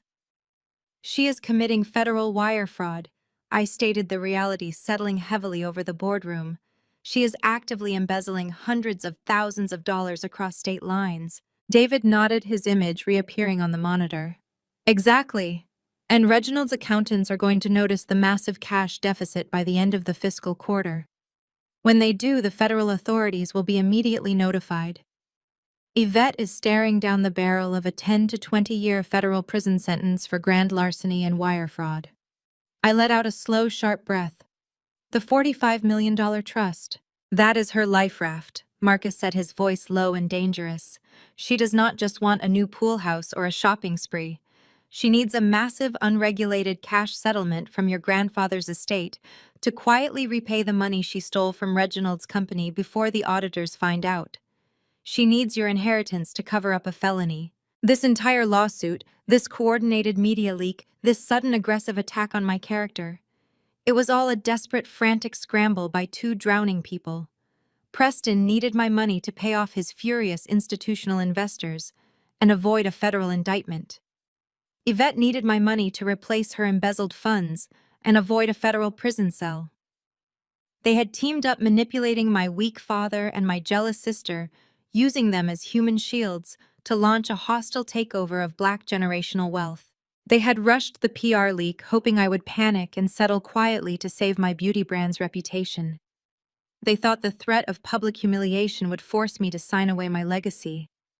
They completely misjudged the battlefield. They brought a tabloid smear campaign to a federal fraud war. Chloe, I called out, my voice ringing with absolute cold authority. Drop the holding statements. We are not playing defense anymore. I want you to draft a new press release immediately. You are going to announce that we are filing a massive countersuit against Gallagher Strategic Ventures and Yvette Banks for defamation, extortion, and attempted grand larceny. Chloe's eyes widened, but she instantly began typing. David, I said, turning my attention back to the massive monitor. I want those Delaware financial flowcharts fully verified and legally certified within the hour. I want every fraudulent vendor invoice Yvette wrote highlighted and attached to a formal legal brief. Marcus, call our corporate attorneys. Tell them to bypass the civil courts entirely. We are taking this information directly to the United States Attorney's Office. We are turning over all evidence of Yvette's wire fraud and Preston's liquidity defaults to the federal authorities. They wanted to use the press to paint me as a thief. I was going to use the United States federal government to prove they were the actual criminals. They had tried to bury me under a mountain of lies. I was going to bury them under an avalanche of undeniable financial truth. I stood up from the reclaimed wood table, feeling a surge of absolute, unstoppable power. The smear campaign was nothing but noise. I held the irrefutable evidence of their felonies in the palm of my hand. Yvette and Preston had dug their own graves. I was simply going to provide the dirt to fill them. My private office line rarely rang directly. Chloe screened everything that came through the main switchboard with ruthless efficiency. But the sharp, shrill trill of the heavy brass phone sitting on my desk cut right through the quiet satisfaction I was feeling after dismantling Yvette's financial house of cards in the boardroom. I did not need to guess who had bypassed the corporate filters. I glanced at the digital caller ID display glowing against the polished mahogany wood. Reginald Banks, my father. I let it ring 3 times. I wanted him to sweat in whatever manufactured crisis he was currently facing. I picked up the receiver on the 4th ring, pressing the cold plastic to my ear. Before I could even speak a single syllable, a frantic, high-pitched wail assaulted my eardrum. "Keisha, what have you done to me?" he screamed, his voice cracking with a pathetic, wet sob. "My accounts are frozen. All of them. The corporate operating funds, the payroll accounts, my personal checking. I just tried to pay the caterers for my celebration this weekend, and my black card was declined." "Declined, Keisha. The bank manager told me there is a federal hold on my entire financial portfolio. You destroyed my business credit." I sat back in my leather ergonomic chair, staring out the floor-to-ceiling windows at the sprawling Atlanta skyline. Sterling and Vance had worked incredibly fast. The federal authorities had clearly seen enough in that initial data dump from the forensic auditors to put an immediate freeze on Reginald's printing business pending a full criminal investigation into Yvette's activities. "I did not destroy your credit, Dad," I replied, my tone completely flat and entirely devoid of sympathy. "Your new wife destroyed your credit. Yvette has been using your commercial printing company as a personal slush fund to pay off her luxury boutique debts and private country club dues through a series of anonymous Delaware shell companies. She committed federal wire fraud. The United States government froze your accounts, not me." "That is a vicious lie," he shouted, though the distinct waver in his voice told me he already suspected it was the absolute truth. "You are just trying to deflect because you are a greedy, selfish daughter. You unleashed those corporate vultures on your own blood. You are trying to ruin the bank's family name just to keep your grandfather's money all to yourself. You ruined the family name the minute you let your wife and Tanisha file a fraudulent lawsuit claiming I abused Grandpa Elijah." I fired back, refusing to let him control the narrative for a single second. "You sat back and watched them leak fabricated lies to the press this morning, painting me as a monster just so you could get your hands on a $45 million trust you did not earn and do not deserve. We needed that money, Keisha," he sobbed, his desperation overriding any shred of paternal dignity he had left. "The business has been struggling for years. Yvette has specific lifestyle expenses we have to maintain to keep our social standing. Tanisha and Preston are completely drowning in venture capital debt. We are your family. You were supposed to share the wealth. Elijah was an absolute fool to leave the entire shipping empire to you. You are a woman alone. You do not even have a husband to help you manage a trust of that massive size. You were supposed to sign the settlement and make this easy for all of us. The sheer audacity of his sexism and unearned entitlement was breathtaking. He genuinely believed that simply because I was a woman, I was incapable of managing the corporate empire I had already helped my grandfather double in value over the last 10 years. He believed my only valid purpose on this earth was to act as a silent financial donor for his fragile male ego and his wife's rampant shopping addiction. There will be no settlement, I stated, my voice dropping to a dangerous, icy whisper. There will be no quiet resolution. Yvette is going to federal prison, and Preston is going right down with her. You are going to lose everything because you chose a fake high society lifestyle over your own daughter. Reginald let out a harsh, frantic laugh. It was an ugly sound filled with cornered panic and misplaced arrogance. You think you hold all the winning cards? He sneered, his tears instantly drying up as he pivoted to his favorite tactic of intimidation. You think your little corporate lawyers can save you from total public ruin? You are going to sign that $45 million settlement, Keisha. You are going to sign it this weekend and you are going to beg us to take it. I gripped the smooth edge of my desk. What exactly are you talking about? The annual church and community gala, he announced, his voice dripping with triumphant malice. It is this Saturday night at the Piedmont Ballroom. I am receiving the Lifetime Leadership Award for my philanthropic contributions to the city. Every major business leader, politician, and media outlet in Atlanta will be sitting in that room. Yvette and Tanisha have already tipped off the press pool. They have prepared a massive statement. If you do not sign over the trust by Saturday evening, we are going to stand up on that stage and publicly denounce you. We will tell the entire congregation and the gathered press that you are under active criminal investigation for elder abuse. We will destroy your beauty brand, your professional reputation, and your life in front of the entire city. You will not be able to show your face in public ever again. He paused, breathing heavily into the receiver, waiting for me to beg. He expected me to cry, to panic, to ask for the legal paperwork so I could surrender my grandfather's legacy just to save my corporate face. He thought the threat of a massive public scandal at a prestigious community gala would force me to finally capitulate. I did not panic. I smiled. A cold, sharp, predatory smile that he could not see but would very soon feel. Is that the grand master plan, Dad? I asked, my voice eerily calm, ringing with absolute clarity. You are going to ambush me at your own award ceremony. It is the only way to make you listen and respect your elders, he declared clearly, believing he had already won the war. Tanisha is bringing the settlement papers directly to the gala. You will be sitting in the front row.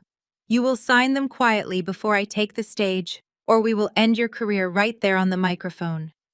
Do not test me, Keisha. You have until Saturday night. He slammed the phone down, ending the connection with a sharp, aggressive click. I sat in the profound silence of my office, the dial tone humming softly against my ear. Reginald Banks had just willingly handed me the exact coordinates of his own execution. He wanted a massive public spectacle. He wanted to use his prestigious Lifetime Leadership Award to shame me into submission. He was completely blind to the fact that his bank accounts were already frozen by federal authorities and that his entire fabricated world was about to violently collapse. He thought he was setting a brilliant trap for me, but he had just meticulously built his own gallows.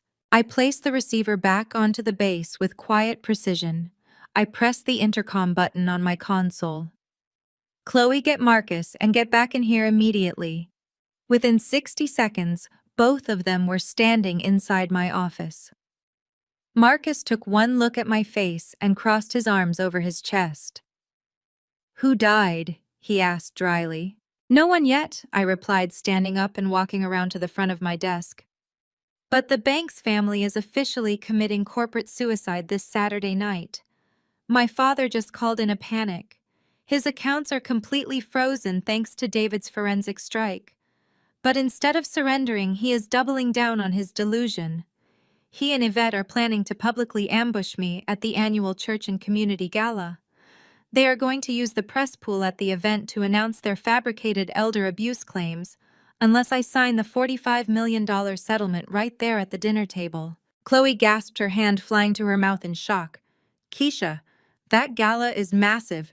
The mayor is going to be there. Half of our major retail partners buy tables at that specific event every single year. It will be an absolute media circus. I know, I said, my smile returning sharper and colder than before. That is exactly why we are going to let them set the stage. Reginald wants a captive audience.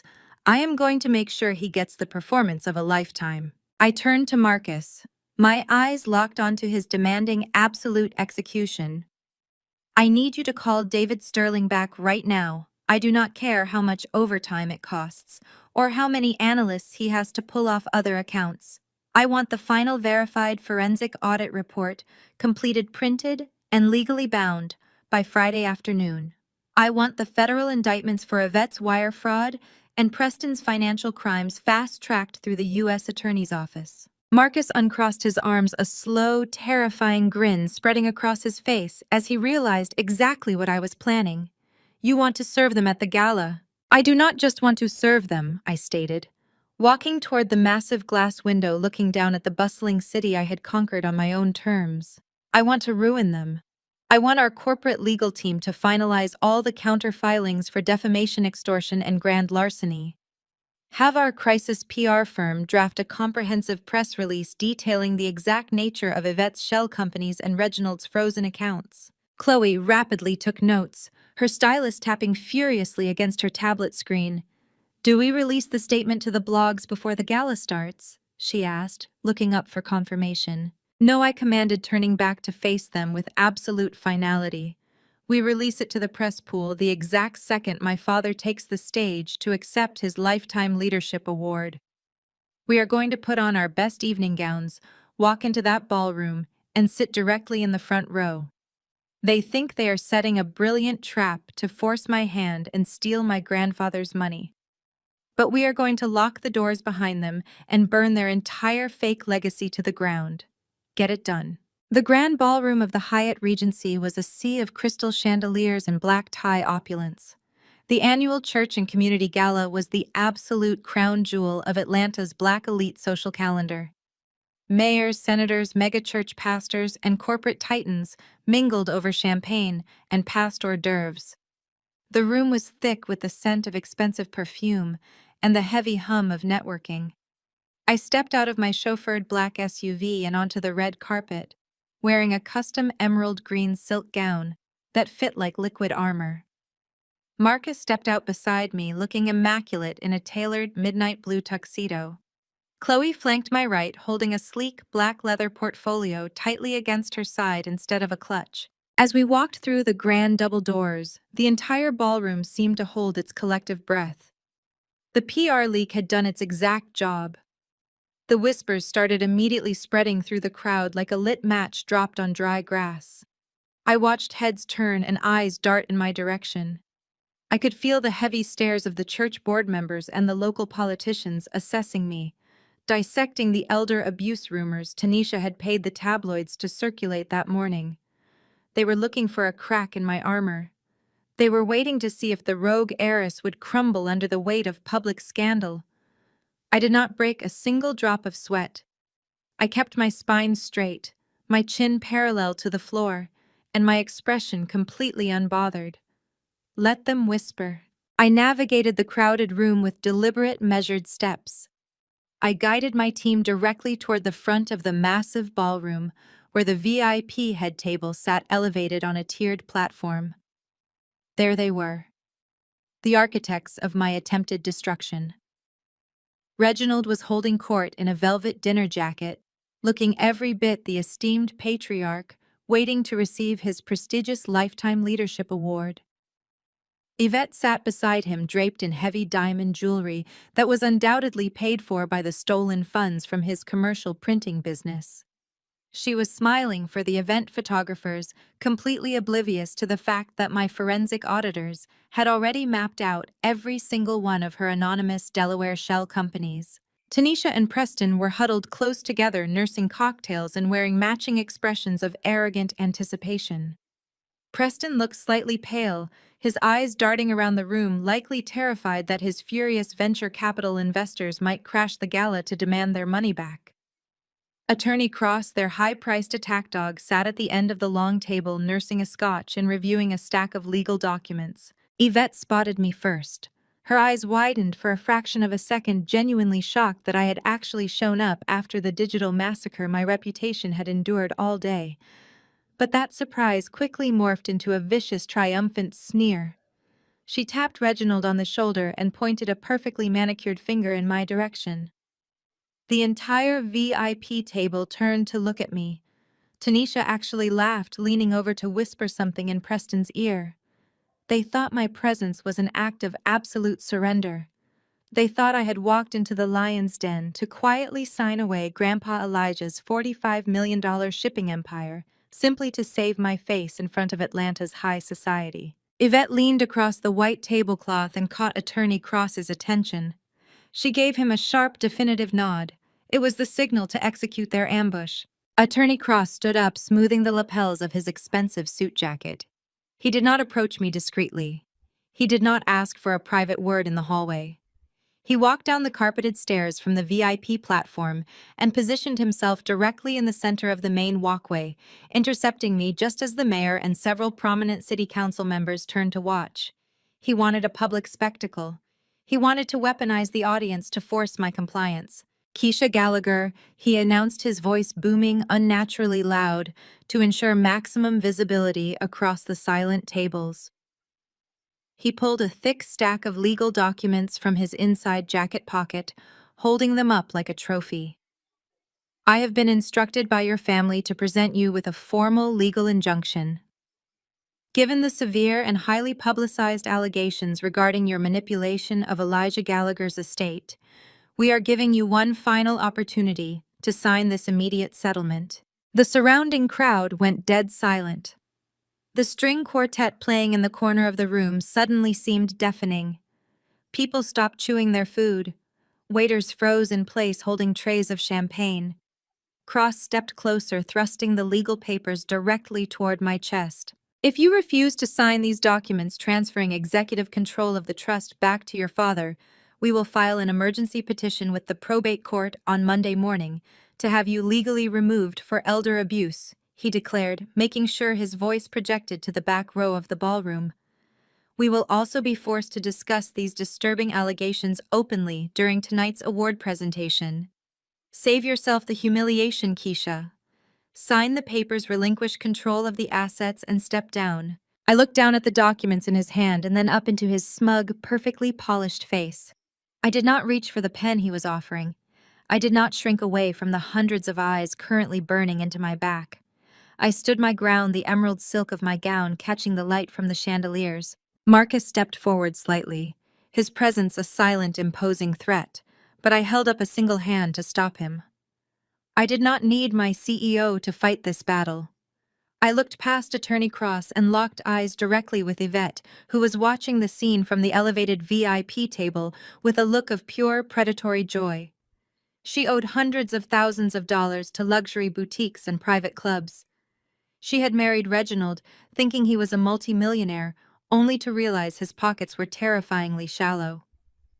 My grandfather's trust was her only way to avoid a federal prison sentence for the wire fraud she was committing to cover her high society debts. And she thought she had me cornered. Attorney Cross, I said, my voice ringing with a cold, crystal-clear authority that sliced through the heavy silence of the ballroom. You are standing in front of the mayor, the city council, and the most prominent business leaders in Atlanta, attempting to extort me with fabricated tabloid rumors.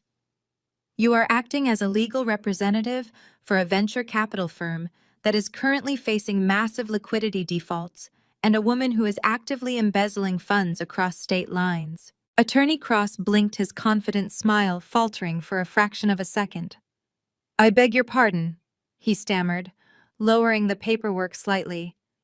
I did not lower my voice. I amplified it. I am not signing your settlement, Cross. I am not stepping down, and I am not hiding. You wanted a public spectacle to try and force my hand. I am going to give you exactly what you asked for. Chloe handed him the files. I did not wait for Attorney Cross to process the heavy legal binder Chloe shoved aggressively into his chest. I simply stepped around him, treating him like a completely insignificant obstacle in my path. I marched straight past the velvet-draped VIP table, ignoring the sudden furious sputtering coming from my father. I was not heading for the exit, and I was not retreating. I was heading directly for the main audio-visual booth situated on a raised platform at the back corner of the grand stage. The head technician running the gala's massive production was a man named Derek. Derek had handled the complex lighting and sound design for every single one of my beauty brand's major product launches over the past 4 years. He was loyal, incredibly well compensated, and thoroughly briefed on exactly what I needed him to do tonight. I walked up the short flight of carpeted steps to the booth, my emerald silk gown trailing behind me like liquid glass. Derek did not ask a single question. He simply stepped aside and handed me the master auxiliary cable. I plugged it directly into my tablet. I tapped the screen, once syncing my device to the massive digital projectors suspended high above the stage. In a fraction of a second, the elegant gold and black Hyatt Regency Gala logo vanished from the 350-foot screens dominating the ballroom. It was instantly replaced by a stark, glaring financial flowchart. I reached out and plucked the primary wireless microphone right off the main podium, just as the gala announcer was stepping up to begin my father's introduction. The feedback whined sharply for a microsecond, causing a few startled gasps from the audience before I stabilized the audio. I looked out over the sea of Atlanta's absolute elite. The politicians, the megachurch pastors, the corporate titans, they were all frozen, staring up at the massive screens displaying the forensic audit of Yvette Banks. "Good evening, ladies and gentlemen," I said, my voice booming through the state-of-the-art surround sound system. The acoustics in the grand ballroom were flawless, carrying every single syllable to the very back rows. "My name is Keisha Gallagher. I am sure many of you have read the unfortunate and highly fabricated news blogs regarding my family this morning. My father and his legal counsel just attempted to use this prestigious gathering to force me into a blind financial settlement. Since they are so eager to handle family business in the public square, I decided to oblige them." I tapped my tablet.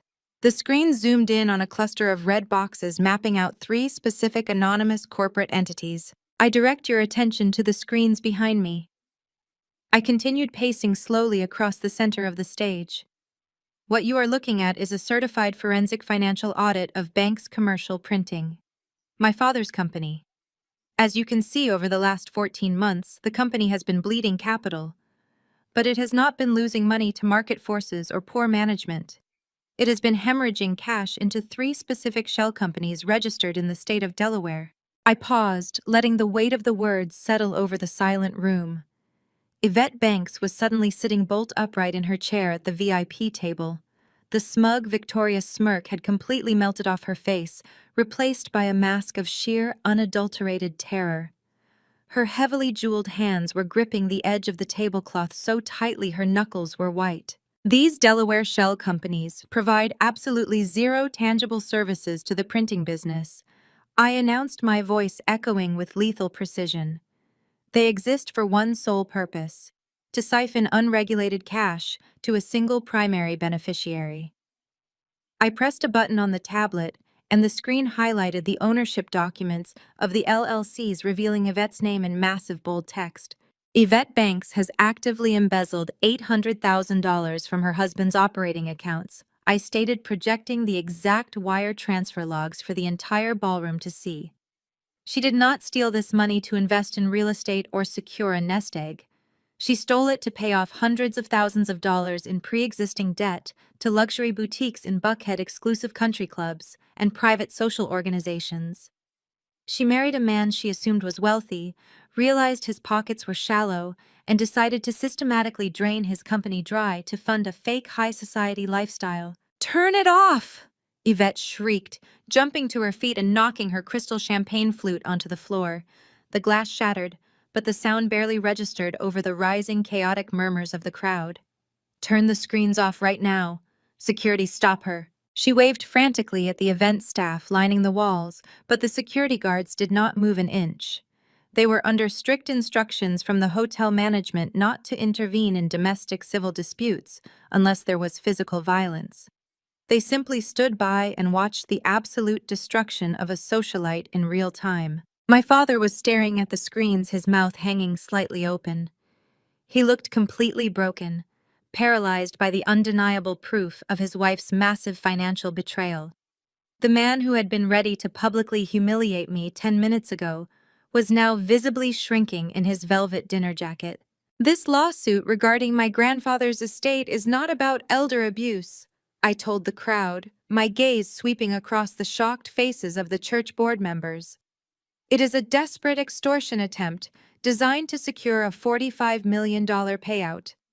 Yvette Banks needed my inheritance to replace the $800,000 she stole from her husband's company before the federal authorities noticed her wire fraud. "You are a vicious liar!" Tanisha screamed, suddenly lunging up from her seat beside Preston.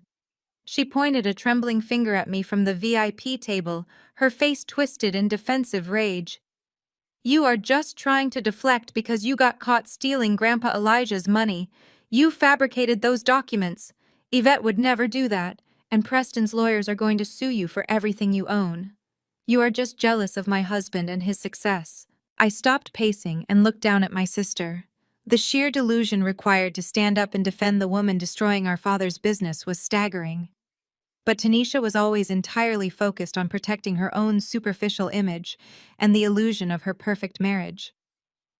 "I am so glad you brought up your husband, Tanisha," I said, my voice dropping into a register of pure absolute ice. I tapped my tablet again. The screens instantly shifted from Yvette's Delaware shell companies to a brand new forensic map. This one was titled Gallagher Strategic Ventures. Preston Gallagher physically recoiled in his chair. He had been hoping the focus would remain entirely on Yvette. He had been silently praying that my auditors had only traced the embezzlement and missed the broader financial corruption. He was wrong.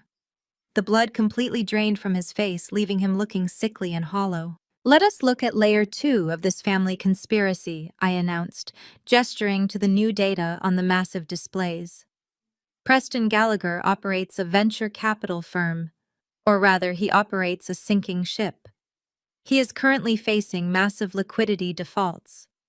He backed 3 startups that completely collapsed, and his institutional investors are executing their capital calls. He is entirely broke. Tanisha turned to look at Preston, her defensive fury suddenly faltering. She expected him to stand up and shout me down. She expected him to call his lawyers and command the room with his usual arrogant entitlement. But Preston was sweating profusely. He was wiping his forehead with a cloth napkin, his eyes darting frantically toward the ballroom exits. He was completely speechless. Because Preston Gallagher lacks the personal capital to cover his massive debts, he decided to secure an illegal bridge loan. I continued relentless in my execution. But he did not use his own assets as collateral. I swiped the tablet, pulling up a highly magnified scan of a complex commercial loan agreement. He used Bank's commercial printing as the sole financial guarantor for his venture capital debts. I revealed the words ringing out like gunshots. He legally attached his father-in-law's business to his own failing company without authorization.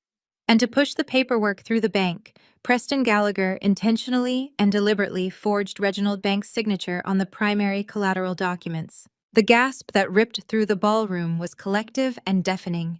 Tanisha slowly backed away from Preston, her face a mask of absolute horror. She stared at the forged documents glowing brightly on the 50-foot screens, and then looked down at her white husband, the man she had constantly weaponized against me, to prove her own superiority.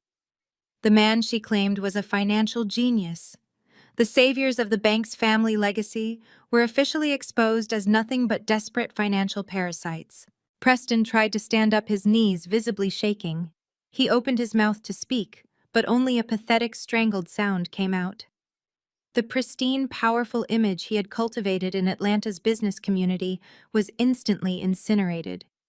He was no longer a respected venture capitalist. He was a cornered, terrified fraud staring at the undeniable proof of his own felonies. "This is actionable defamation," Attorney Cross suddenly bellowed, finally finding his voice and stepping forward to shield his wealthy clients. He pointed aggressively at me from the base of the stage, trying to salvage whatever shred of his own legal career remained. You are projecting unverified, unauthorized financial documents in a public forum.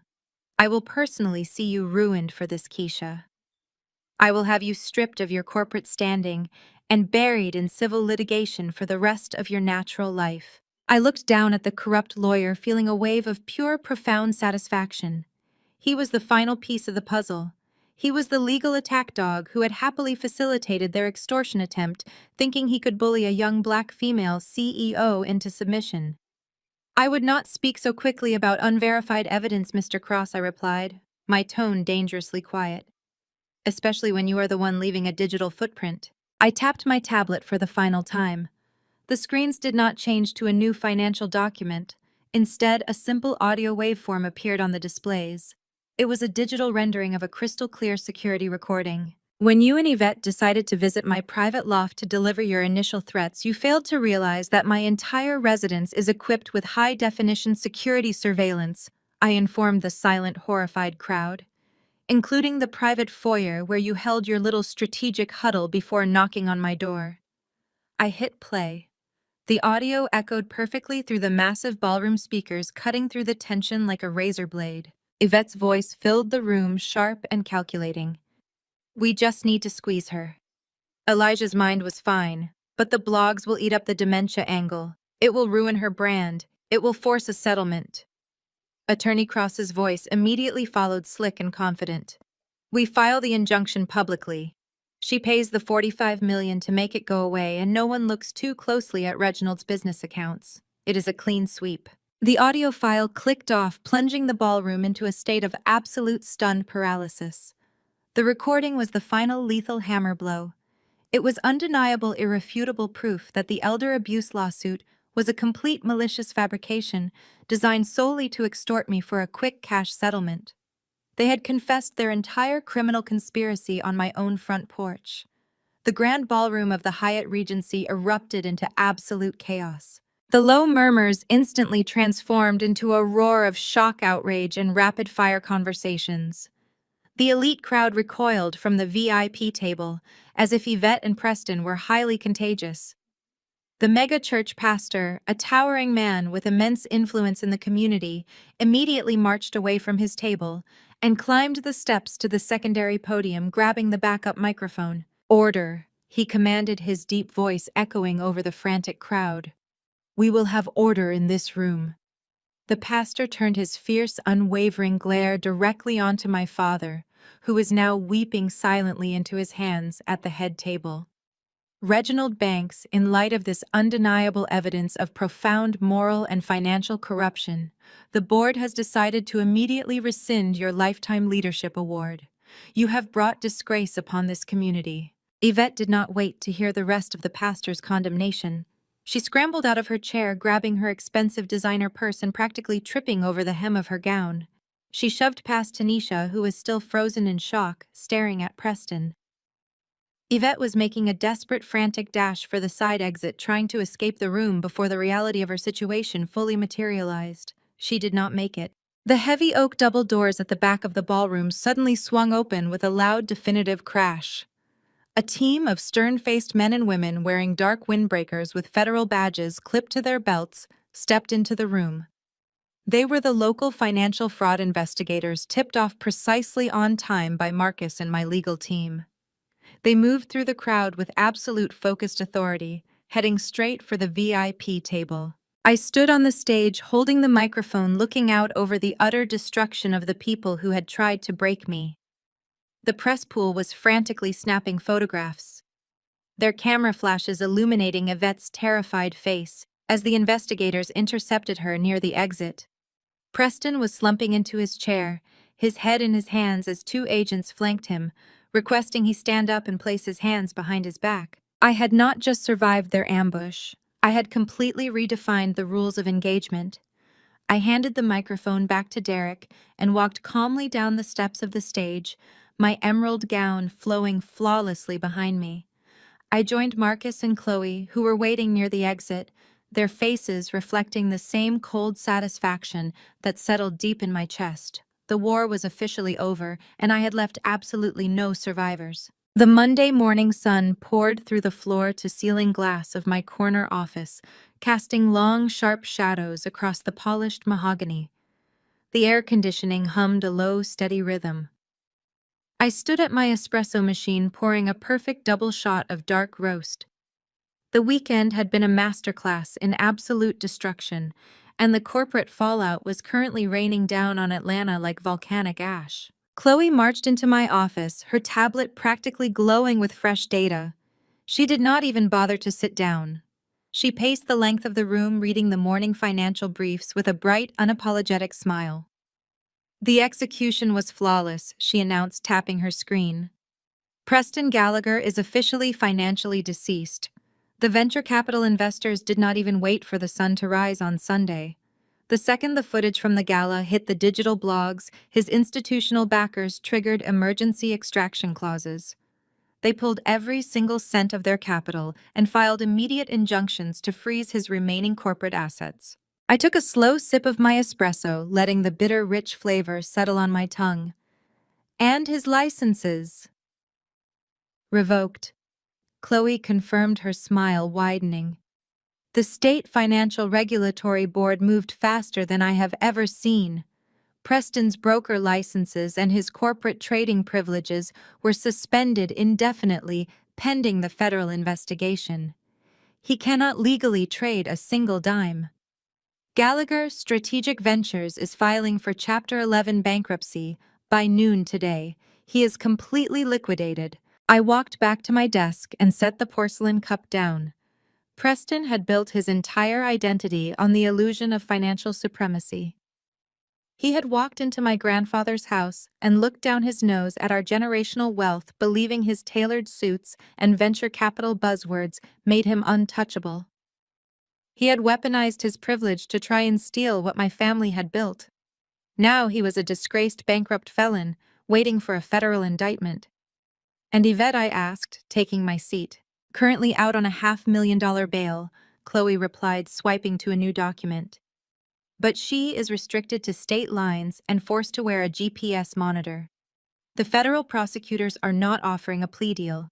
They are pursuing maximum state charges for the wire fraud, the embezzlement, and the forgery. She is staring at a mandatory minimum of 15 years, and Attorney Cross is nowhere to be found." The second the investigators walked into the Hyatt ballroom, Cross vanished. Our legal team confirmed he formally dropped Yvette and Preston as clients at 3 in the morning on Sunday. He is currently scrambling to secure his own defense counsel to avoid being disbarred for his role in the extortion plot. He flipped on them to save his own skin. "There is no loyalty among parasites," I noted, resting my hands on the cool leather of my desk pad. "What about Tanisha?" Chloe let out a sharp breath, shaking her head. "It is a complete social massacre, Keisha. Tanisha's high society friends have entirely abandoned her. Her country club membership was quietly revoked yesterday afternoon. Preston's assets are frozen, so they cannot make the mortgage payments on that massive Buckhead estate. The house officially went up for sale this morning. I checked the MLS listings myself. Tanisha is packing boxes. Her entire identity was tied to Preston's fake wealth, and now she has absolutely nothing. She is calling everyone in her contacts begging for a place to stay, but nobody is answering the phone. "Let them drown!" I commanded, my voice completely devoid of pity. "They built their entire lives on a foundation of lies and theft. They tried to bury me under a mountain of fabricated abuse charges just to keep the champagne flowing. Now they get to drink the water they poisoned. Keep monitoring the federal dockets, Chloe. I want to know the exact minute the grand jury hands down the formal indictments." 3 weeks passed. The media storm surrounding the gala eventually shifted its focus from my family's spectacular implosion to the rapid, aggressive expansion of my beauty brand. We launched our new retail partnerships without a single hitch. Sales were up 40%. My grandfather's shipping trust was officially cleared of all probate holds. I was winning on every conceivable front. I was reviewing the final quarterly projections when my private intercom buzzed. Keisha Chloe's voice filtered through the speaker, tight and cautious. Reginald Banks is in the lobby. Security is asking if they should escort him out of the building. I stopped typing. I stared at the blinking light on the console. My father had not attempted to contact me since the night of the gala. His printing business was in receivership. His wife was facing a decade in federal prison. I had assumed he would simply fade into the background, too ashamed to ever face me again. But Reginald Banks always possessed an astonishing level of unearned entitlement. "Send him up," I instructed, my voice flat. "Tell security to wait right outside my office doors." 5 minutes later, the heavy oak doors opened. Reginald walked in, and the sight of him was genuinely shocking. The arrogant, booming patriarch who had tried to intimidate me over the phone was completely gone. He looked like he had aged 20 years in 20 days. His custom-tailored suit hung loosely on his shrinking frame. The fabric was wrinkled. His hair lacked its usual precise grooming. He looked frail, broken, and utterly defeated. He stopped in the center of the room, clutching a worn leather briefcase, staring at me with hollow, bloodshot eyes. "Keisha," he began, his voice barely a raspy whisper.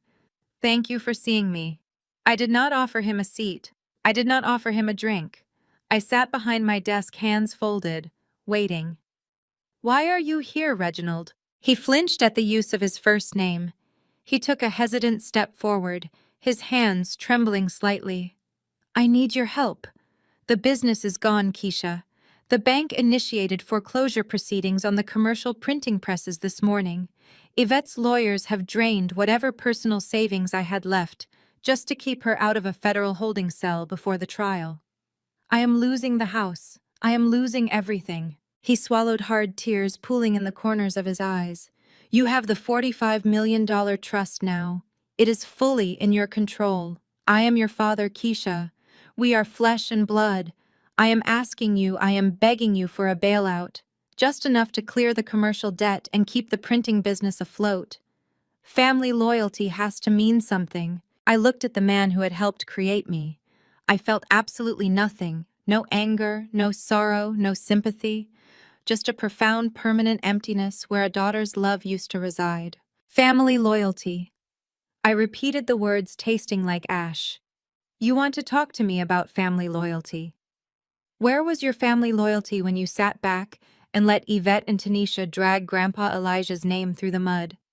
Where was your loyalty when you watched them leak fabricated stories to the tabloids, claiming I abused the man who built this entire legacy?"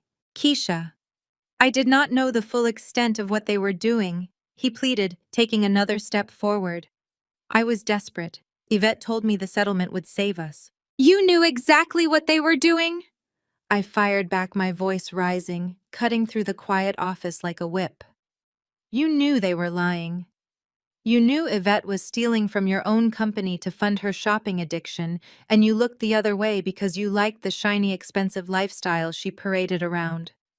You liked feeling like a big shot at the country club. You chose a fake high society image over the safety and reputation of your own daughter. You stood at a VIP table and threatened to destroy my career on a microphone if I did not surrender my birthright to a pair of felons." Reginald hung his head, his shoulders shaking with silent, pathetic sobs. "I made a mistake. I was weak." "You were not weak," I corrected, my tone dropping to a lethal whisper. "You were greedy. You were perfectly willing to throw me to the wolves as long as you got to keep your velvet jackets and your award ceremonies. But the wolves turned around and bit you instead." "Please, Keisha," he begged, dropping to his knees on the carpeted floor right in front of my desk. "Please do not let me lose the business. It is the only thing I have left of the bank's name." I stood up, looking down at him. Grandpa Elijah built this empire from the ground up. He worked until his hands bled to ensure we would never have to beg anyone for a seat at the table. He left the trust to me because he knew you lacked the spine to protect it. You do not get to invoke the bank's name to save yourself from the consequences of your own cowardice. I pressed the button on my intercom. "Security, please escort Reginald out of the building." Reginald looked up at me, his face twisted in desperate agony. "You are going to let me go bankrupt. You are going to give me nothing. You earned exactly what you are getting, I stated, turning my back to him and looking out the window at the city. You get nothing. The security guard stepped into the office, pulling my father to his feet and guiding him out the door. He did not fight them. He just wept quietly, his footsteps shuffling against the hardwood until the heavy oak doors clicked shut, sealing him out of my life forever. A week later, the final legal transfer of the $45 million trust was officially executed. I sat in a pristine glass-walled conference room at my corporate banking headquarters, surrounded by a small army of financial advisors and estate attorneys. The paperwork was dense, a mountain of legalese and asset management protocols. I picked up the heavy gold fountain pen and signed my name on the final dotted line, cementing my absolute ownership of Grandpa Elijah's shipping empire. "Congratulations, Miss Banks," the lead attorney said, sliding the documents into a secure portfolio. "The assets are fully liquid and entirely under your discretionary control." I did not hesitate. I had been planning this move since the night of the gala. I slid a separate manila folder across the polished conference table toward the banking executives. "I am establishing a new foundational entity," I announced, my voice steady and resolute. "I am taking $5 million from the liquid trust assets and creating the Elijah Banks Trust for independent Black creatives." The banking executives looked momentarily surprised, but quickly began reviewing the documentation I had prepared. "I built my beauty brand from absolute scratch," I explained, looking around the table at the men in their gray suits. "I know exactly how hard it is for young Black entrepreneurs and artists to secure capital without predatory investors trying to steal their equity. My grandfather built a shipping company to create generational wealth. I am going to use a fraction of that wealth to ensure the next generation of creatives does not have to fight the same grueling battles I did. The trust will provide zero-interest startup capital, aggressive legal shielding, and mentorship programs for Black women launching independent businesses in Atlanta." The lead attorney smiled, genuinely impressed. "It is a brilliant initiative, Ms. Banks. We will have the foundational paperwork filed by tomorrow morning. Your grandfather would be incredibly proud of this legacy." "He already is," I replied, standing up and shaking their hands. That evening, I stood alone on the sprawling wrap-around balcony of my penthouse. The Atlanta skyline stretched out before me, a glittering ocean of neon and glass against the dark velvet sky. The summer air was warm and heavy, carrying the distant sounds of the city traffic below. I leaned against the glass railing, holding a mug of dark roast coffee, letting the profound, absolute peace wash over me. There were no more tabloids, there were no more extortion plots. Preston and Yvette were fighting for their lives in federal court. Tanisha had moved into a small rented apartment, her social climbing days permanently over. Reginald had officially filed for bankruptcy, his commercial printing presses auctioned off to the highest bidder. The toxic, suffocating structures that had tried to erase me had been entirely dismantled by my own hands. My phone buzzed softly in the pocket of my silk robe.